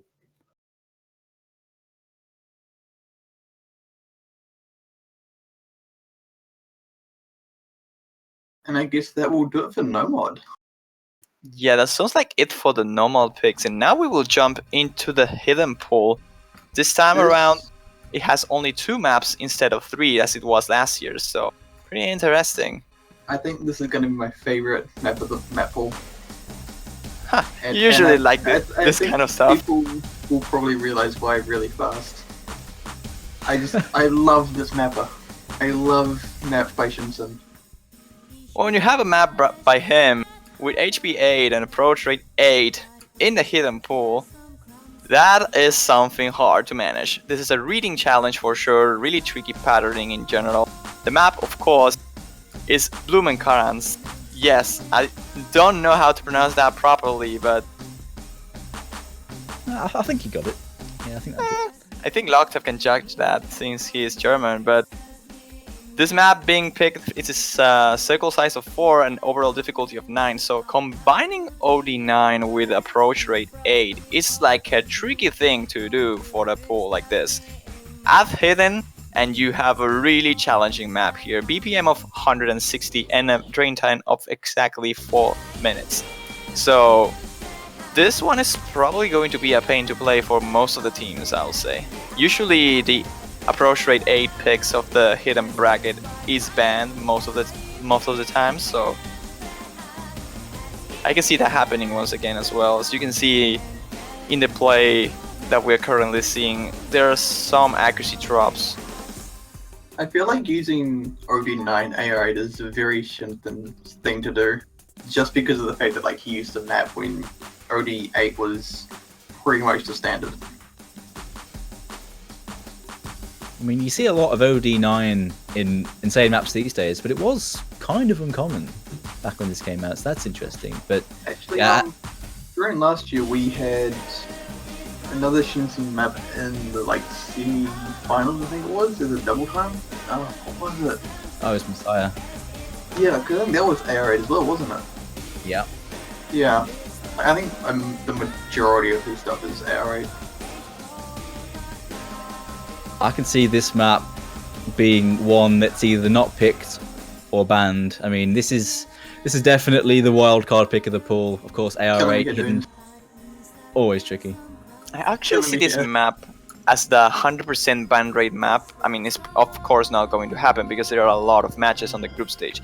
But I can see this map being picked absolutely every single time if it's not banned. Because if you don't ban this one, it means that you kind of want to pick it. Like, it's a good weapon to fight against teams that are not used to read low AR hidden. So it can definitely be a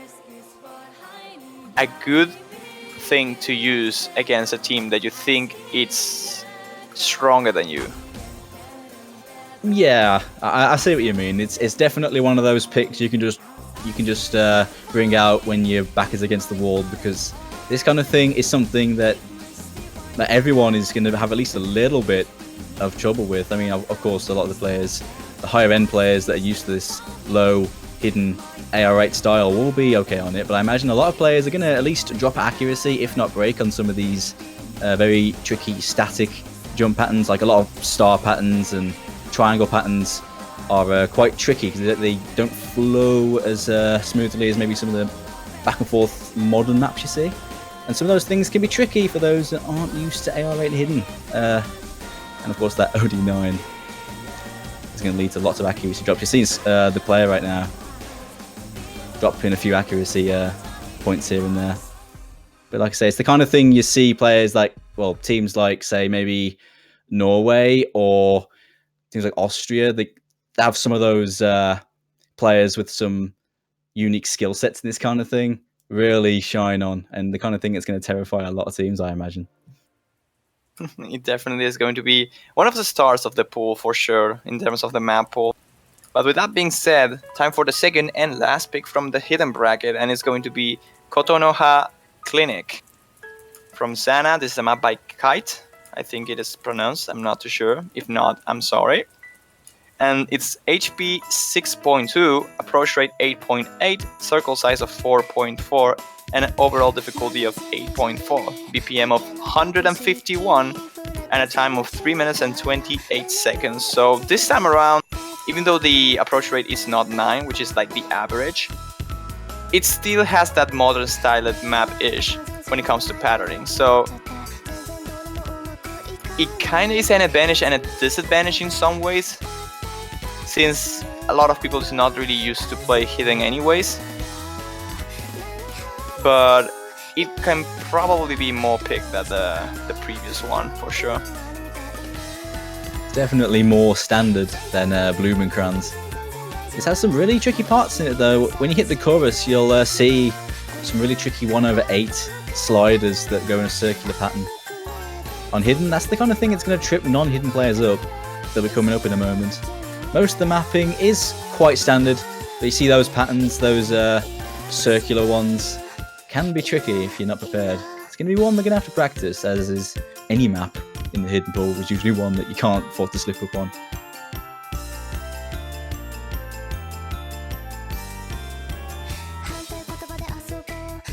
Some of those repeat sliders can also lead to a few chokes here and there.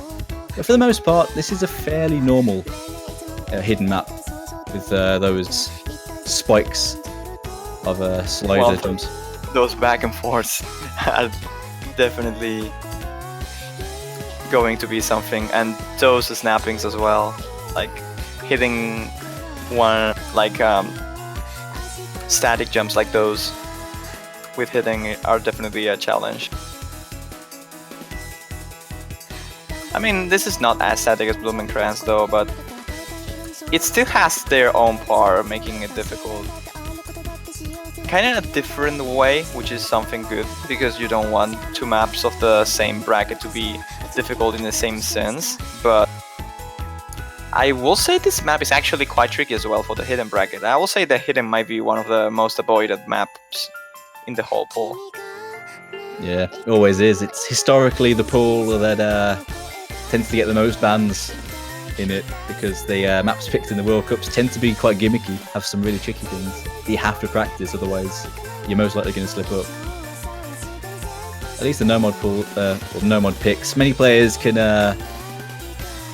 like interpret it quite easily at first, but maps like this you definitely have to at least see beforehand, otherwise you're going to trip up.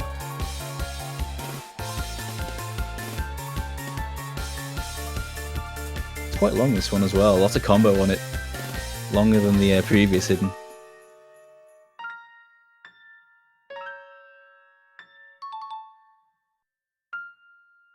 Well, it kind of makes sense. Like the previous map had some mostly was isolated nodes in general with long sliders. So this time around you have to follow the bit a little bit more. So you have a lot more nodes. But anyways, that's pretty close to an end for this map already. With this last spinner, we will be ready to jump into the next bracket, which is going to be Hard Rock. And yes, people, the map that we're going to see is something that probably Citro wanted to introduce. This is How Do You Do from Cascada. This is a Nightcore Mix map by Asphyxia. Has an HP of 9.8, of course, everything with Hard Rock. Approach rate 10, circle size of 5.2, and I will say that the OD is 10, right? Usually, when you have a Hard Rock map, it goes to 10, it caps at 10, right? Yeah, I think so.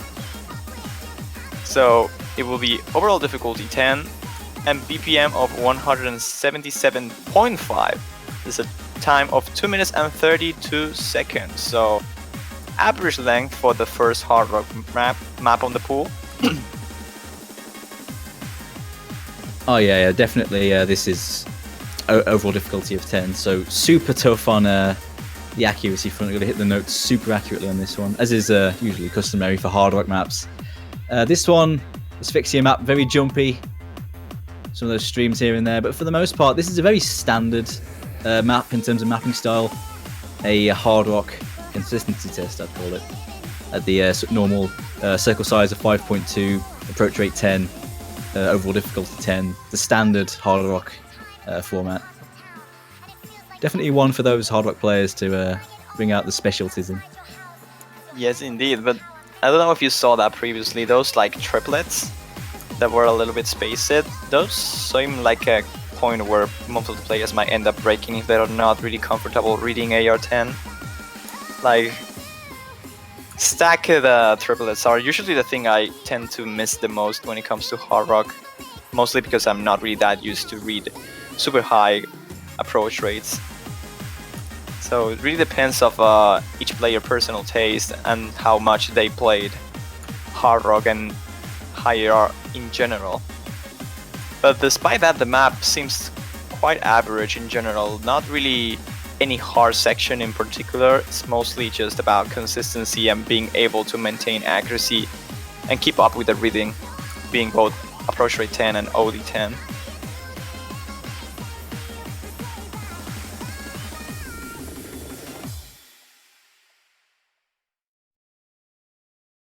And once again, for those who are wondering, Hard Rock also has only 2 maps on the pool this year. Same goes for Double Time, but it's not the same for the free mod. Free mod bracket has actually 3 maps this time around. And of course, we have one tiebreaker that we will be showing when the poll is over. And there we go. It's the first Hard Rock map. Yep. With Popular that being one. said, with that being said, though, we have the last one, which is going to be Utopia. Feat Holly Drummond from Ramesses B. This is a map by Milan, and it's HP 9.8, approach rate 10, circle size 5.2, overall difficulty of 10, BPM of 165, and a time of 1 minute and 55 seconds. So a little bit shorter than the last one. Still, mostly, I'll say, a consistency hard rock challenge in general. In group stage, you don't really see really tricky stuff for the hard rock pool in general. It's mostly just a test for you to keep up the accuracy and the rhythm. Yeah, this one being a D&B map, quite consistent in terms of difficulty and in terms of the patterns it uses. As you said, it's another consistency hard rock pick, as the hard rock pools usually are. Some tricky little spaced bursts there, you see.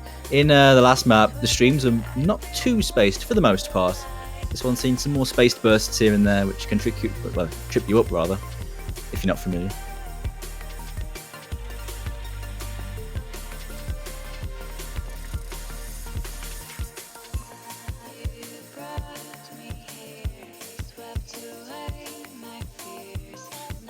In general, this seems like a little bit more spaced in general, as you mentioned it. Not only on the streams, but also some of the jumps seems to be a little bit more far away in comparison to the previous one.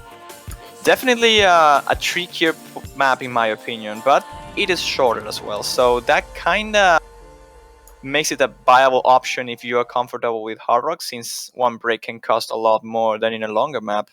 But still, I think this map will be quite popular on the pick. Like, I think this one will be picked quite frequent. Like, a lot, per se. Yeah, I think so too, especially because it's so short. Some people have a tricky time with the longer hard rock picks due to the smaller circle size, but there we go. That is the second and final hard rock pick. Going to be getting on to the double time maps now. Alright, and for double time, the first map that we will have here is Golden Slaughter. Golden Slaughterer, that's a hard word to pronounce. But this is a map from La Cataline. This is a HP 6, approach rate of 9.6, circle size of 4, and overall difficulty of 7. This is almost 200 BPM, not quite though, 199.5, and a time of 2 minutes and 26 seconds. So, starting out with the double time, not a really long map either. I feel like a lot of the Catalan's maps actually fit double time really well. It does suit it because the spacing's fairly low, and it's sort of, the patterns are so simple to pick up, and yet there are you got those little doubles that come off after a stream that add a little bit more to it. Yeah, certainly, the like patterns flow sometimes very well. Yeah, sometimes I feel like she maps specifically for the match we played with double time. It wouldn't surprise me, to be honest. They work so well. Yeah, this one is over 2 minutes. Not too long, but it's not too short either. Very average. BPM for well, in terms of double time players, it's quite low. This is the kind of map that wouldn't really bring out the speed out of teams. This is one I think a lot of people will be quite comfortable with. One I think we'll see quite a lot of. You see a lot of streams in it though. It's very heavy on alternating right there. Lots of doubles, triples, lots of streams around a lot, testing the stamina of players. But for the most part, I imagine this one will be picked by quite a lot of teams, whether they're efficient with double time or not.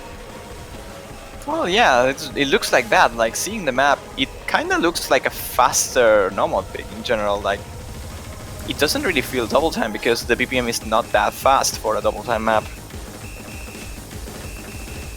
Like, you have the approach rate change, which is important, but doesn't really seem that hard. Like, the stacked nodes are probably a thing that is hard to read for some players, but in general, I think this map can be picked quite a bit. If it wasn't for those repeat sliders at the end, I can see a lot of breaks over there.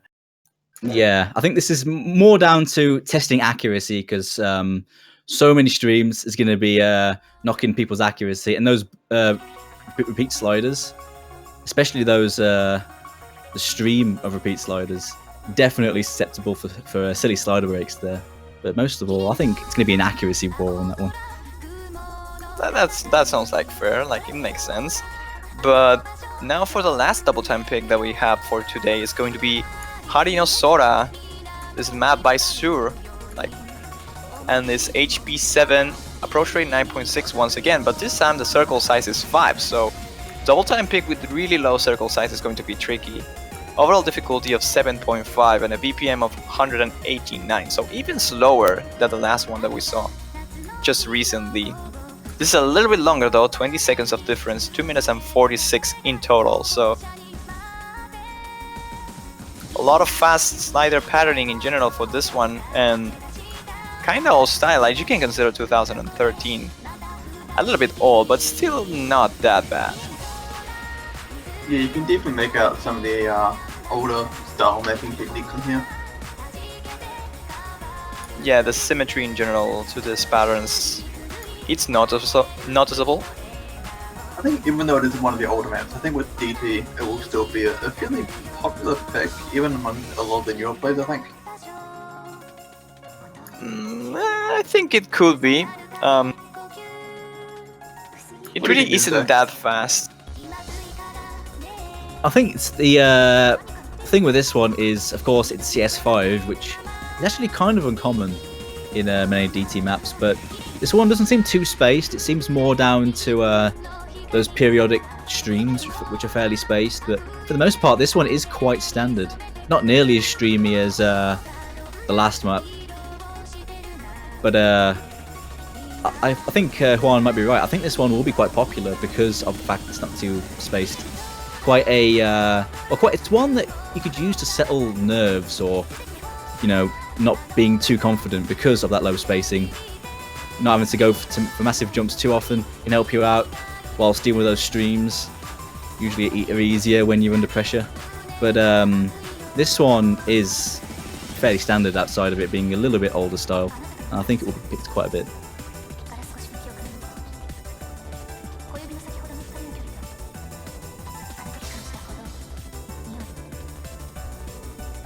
The main thing about this map is probably just the circle size in general. Like, despite that, even though it's a little bit old style, the streams aren't really that fast. They don't look that hard to aim either, but it's mostly about keeping up with the circle size.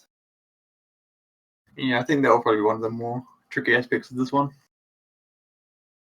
I'm definitely seeing a theme in the double time picks of being very streamy, because that last one was very streamy, and this one has quite a few as well. Well, it kind of makes sense because the BPM is not really that high, so going for streams is like a normal thing to do because it's not really that fast. It's mostly about consistency and accuracy, as you mentioned it on the previous map. But with that being said, it's time to jump into the free mod bracket now, the last bracket before the tiebreaker. And the first map that we will have is going to be remaked once again from One Ok Rock. This is a map by Rocker, who's actually playing on the Taiwanese team right now. And that map is going to be HP 8, approach rate 9, circle size 4, overall difficulty of 9, a BPM of 172, and a train time of 3 minutes and 17 seconds. So the longer map that we have on the free mod pool, of course with overall difficulty 9, so going to be a challenge to accuracy with hidden on. I think he's actually Curlip. I think it's Rusher and Snow White? Yeah, Snow White. Yep, and Snow White is, I believe, HVIC, the previous name. Yeah, I think he was H-Vic, then he went to Snow White, then he went back to H-Vic. Oh, yeah.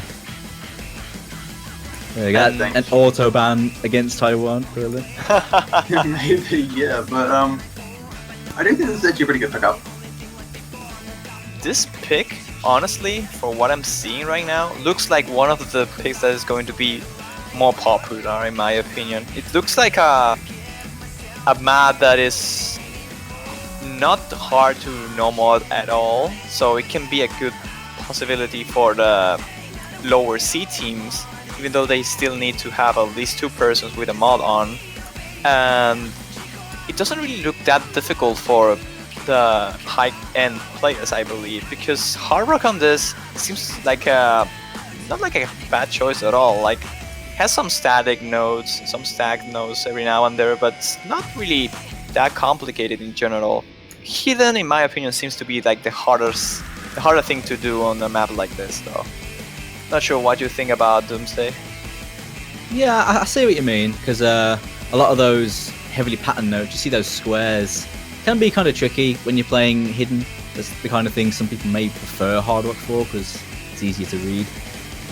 But yeah, this map it's down to those difficulty spikes. Most of it's quite normal, fairly simple, to be honest. But those difficulty spikes, when it comes out with those square jumps, those difficulty spikes are huge, and it's the way players deal with those.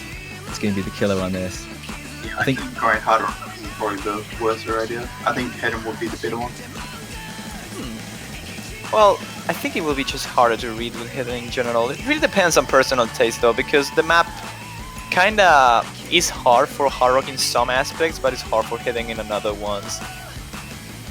In general, it just seems to be a consistency battle once again on this one, as we expected from the group stage. But you can see those patterns with the sliders. There are some nodes that are kinda hidden behind the end of the start of the sliders, depending. And that hidden can be something that you can misread quite easily. A lot of that can come down to practice, though. If you played the map a few times, you'd probably pick up on it sort of stuff, and it wouldn't trip you up as easily. Oh, that square jump at the end. Oh man! Went around the square, and snap back. Oh, that's a really tricky bit at the end. That sounds like a fail with Hard Rock at the end. Yeah, I was about to say, have fun practicing that with Hard Rock, though. Well, definitely an interesting map. A lot to talk about. We will probably see how teams do on this one next weekend. But for now, second map is going to be For My Soul. This is a map by Ball0108. So, really well-known mapper over there from the standard. And this is an HP6, approach rate 8, circle size 4, overall difficulty of 8, BPM of 190, and a train time of 3 minutes and 10 seconds. So this being approach rate 8 kinda suggests the use of Hard Rock, but you can tell already, like, the play is already on Hard Rock. I have a feeling Norway might like this with Hard Rock. I don't know. I feel like Norway's actually not that bad when it comes to smaller hit circles. Well, I mean, if Norway doesn't go free mod, I'll be surprised. They are the hidden squad, of course. I already saw made last year that they went. I can't remember which map. I think it was Hot Right Now.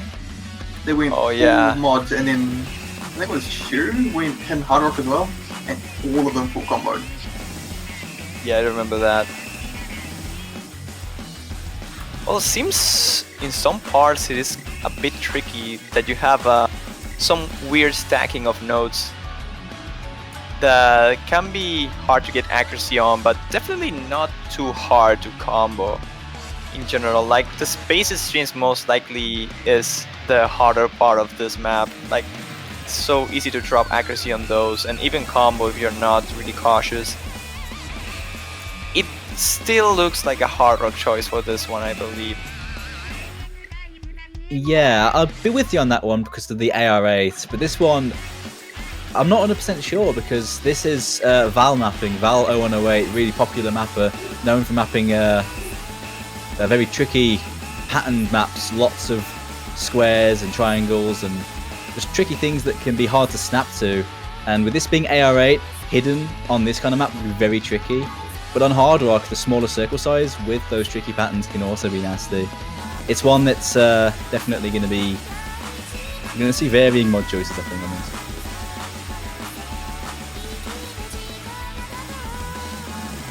I'm actually looking forward to seeing if anyone will actually hit the Hard Rockers.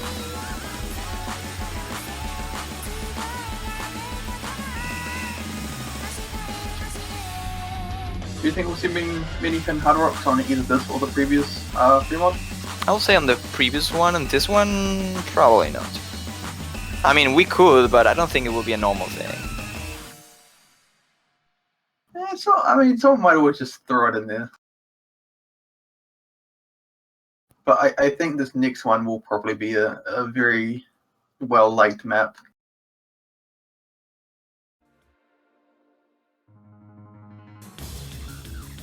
Oh yeah, and since this one is about to end, it's better to introduce the next one soon. That was an interesting map to say the least. I can see people breaking eventually on it. So mostly a combo battle over there, but still, going for the next one, we will have FI mapped by Jacob, and this is an HP 6, approach rate 9, circle size 3. Watch out with that. Overall difficulty of 8 and BPM of 180. This is a train time of 1 minute and 56 seconds. Imagine that it has 1 minute and 60 seconds. That's like 2 minutes. It's actually worth noting this is a Charles map. Yeah, this is Charles difficulty. But I'm expecting this to get played quite a bit. Well, you were talking about you wanted to see Hidden Hard plays. You have this one. Like, I don't even know if this will get him Hard Rock, but I just expect a lot of teams to end up playing this at some point or another. I think the Nomad is a tricky selection here because of the CS3.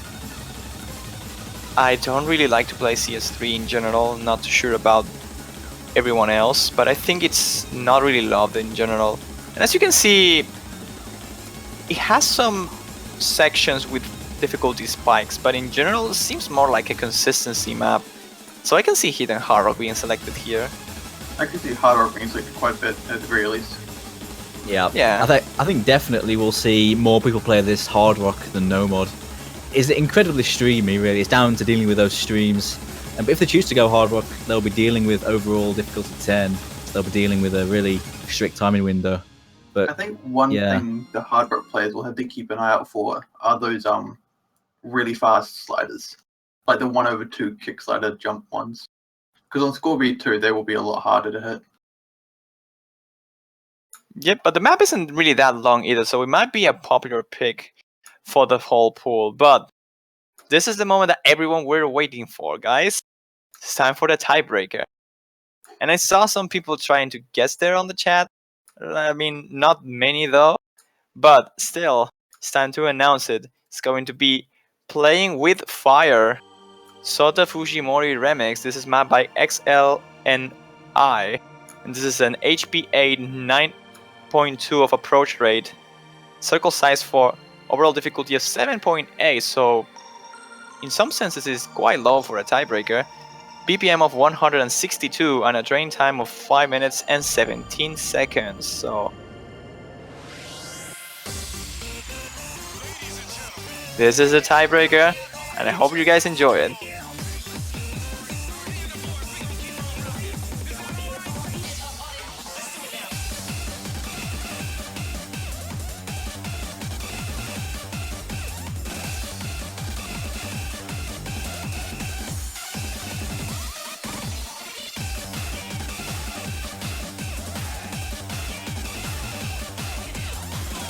This map looks like fun to play, honestly.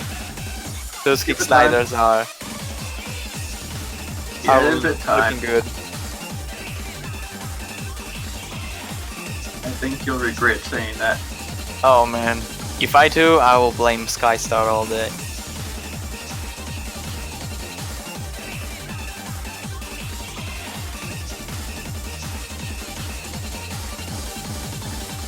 Oh man, I like the rhythm.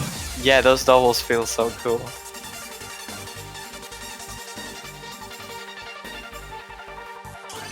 great tune though. I do love a bit of Course K.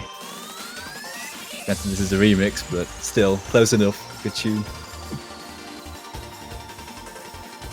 It looks super tricky though. I feel like I could miss in every single note.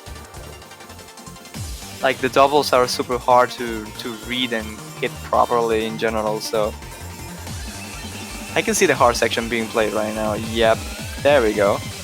We should be close to it. After All I this, know this is is the break. if this gets played, I want someone to do it with Hard Rock. Oh, that's true. You can pick mods on the tiebreaker. Yeah, you can make him hard rock. I Well, that really want to does- see someone do this with hard rock. Doesn't really seem to be a good choice in my opinion, but you are allowed, of course. Yeah, I don't Oh, think it's people are going to definitely pick not a mods good on idea. this. Definitely not a good idea at all. But if there's one thing I've learned, it's I always want people to do the stuff they shouldn't do. Because That's it's true. fun to watch. I mean, people have picked hidden on tiebreakers occasionally. It's worked out. Like Tom Oh. before, Sapphire Ghost, all did that in previous tournaments and tiebreakers and won. So I mean, GG I remember Tom. Yeah, I was about to mention that. That was beautiful. I think even he was surprised that he full comboed that. Yeah, it was his first full combo. I think his top score actually. yeah, it literally was. I bet he was surprised the FC that just casually bringing out top performances in the tournament because why not?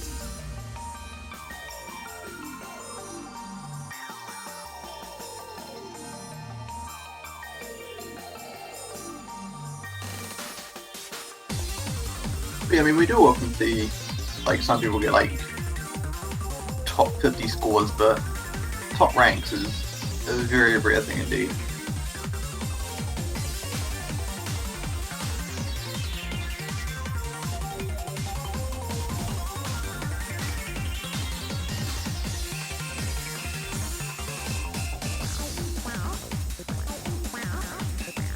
Well, but in general, this map seems to be like a really good test to test like combo ability, because the doubles are super hard to get combo on if you don't read them properly. You don't see them coming. It's likely that you might end up just missing. Accuracy wise, it's not looking to be a really hard map, mostly because of the low overall difficulty. Yeah, I think this is more of a technical pick. I mean, there are a lot of tricky pads and stuff where you could easily just miss. Yep, indeed. This looks more like a combo battle instead of anything else. Yeah, these maps are always. Well, you very rarely see more than maybe one or two FCs when they do appear. It's the kind of thing where a single player can carry an entire team because of the sheer combo scaling. Of course, in Score v2, scores cap out at 1 million as opposed to Score Yeah. v1 when they didn't. But because of the huge amount of combo, if a large amount of players break early on, their scores will still be very small compared to one player, giving them more room for a single hero to pop up in the time they need. Oh no, rip the FC, a 2k combo. Oh my god, So- that was such a fair thing. Rough of the dream. But yeah, those doubles, always a tricky kind of pattern to deal with, and this map seems chock full of them, so a technical map to split teams up seems to make sense to me. Looks like a nice map too, actually. Looks pretty fun. I haven't played this one before, so I'll have to give it a go when I'm practicing. It must be kind of interesting having maps get selected that you're not either aware of or haven't actually played. Yeah, I'm just taking it in as it goes by. Just gathering my data now for later. Okay, so I've got one question for you, Doomsday, since you are definitely a player in this tournament. What do you think about this group stage map pool? It's what I expected, to be honest. Some nice maps in there, but I was expecting a pool of more consistency-based maps around 5-star level, as it is. So it's the kind of thing that's going to bring out the tournament veterans, and of course, this is going to bring out the lower seeds as well to pull a few upsets by slipping up big teams with some of those really tricky picks like Blumenkranz and Skyclad, picks like that. The kind of thing that can be an Achilles heel for some of the big teams, I'd say. But for the most part, it's what I expected. Yeah, I think it's actually a pretty well-rounded map pool. I think there's definitely a lot of different maps that most teams can pull from, so I'm looking forward to some close matches. What are your thoughts about this one? Well, I really want this to start. Like, I really want to be there next weekend commentating all the matches that I can, because I like the Mappool. and I really want to see a lot of these teams playing. Like the OS World Cup is kind of different to any other mode in my opinion, because it's so hard to predict and a lot of surprises and upsets happens all the time, and it makes so interesting and fun to be there commentating and watching. So I'm definitely looking forward with this map pool and the teams that we have. It's just a lot of good stuff, and I want to see what's going to happen as time goes on. Yeah, I think I can relate to that. I think the OS World Cup is one of the more unpredictable World Cups of the 5 that we have, so definitely looking forward to seeing how this ends up. But I think we should probably wrap this up now because we have finished both the drawings and the map pools. The map pool and the schedules should be up on the wiki by the end of the weekend. So if you guys are looking forward to that, keep an eye out for there. We should also be posting that to the discussion thread when that goes live, so also keep an eye out for that. And of course, thank you all for watching this. Yeah, I think that about covers it. Is there anything else we need to talk about? Nah, I think we got everything covered. I think we're pretty much set for the next round. Of course, group stage is going to be kicking off on the 12th of November next weekend. Should be awesome. Hopefully we see you guys there. Yeah, Hopefully, so we will better see you there. yeah, we will see you next weekend. So until then, have a good day and take care.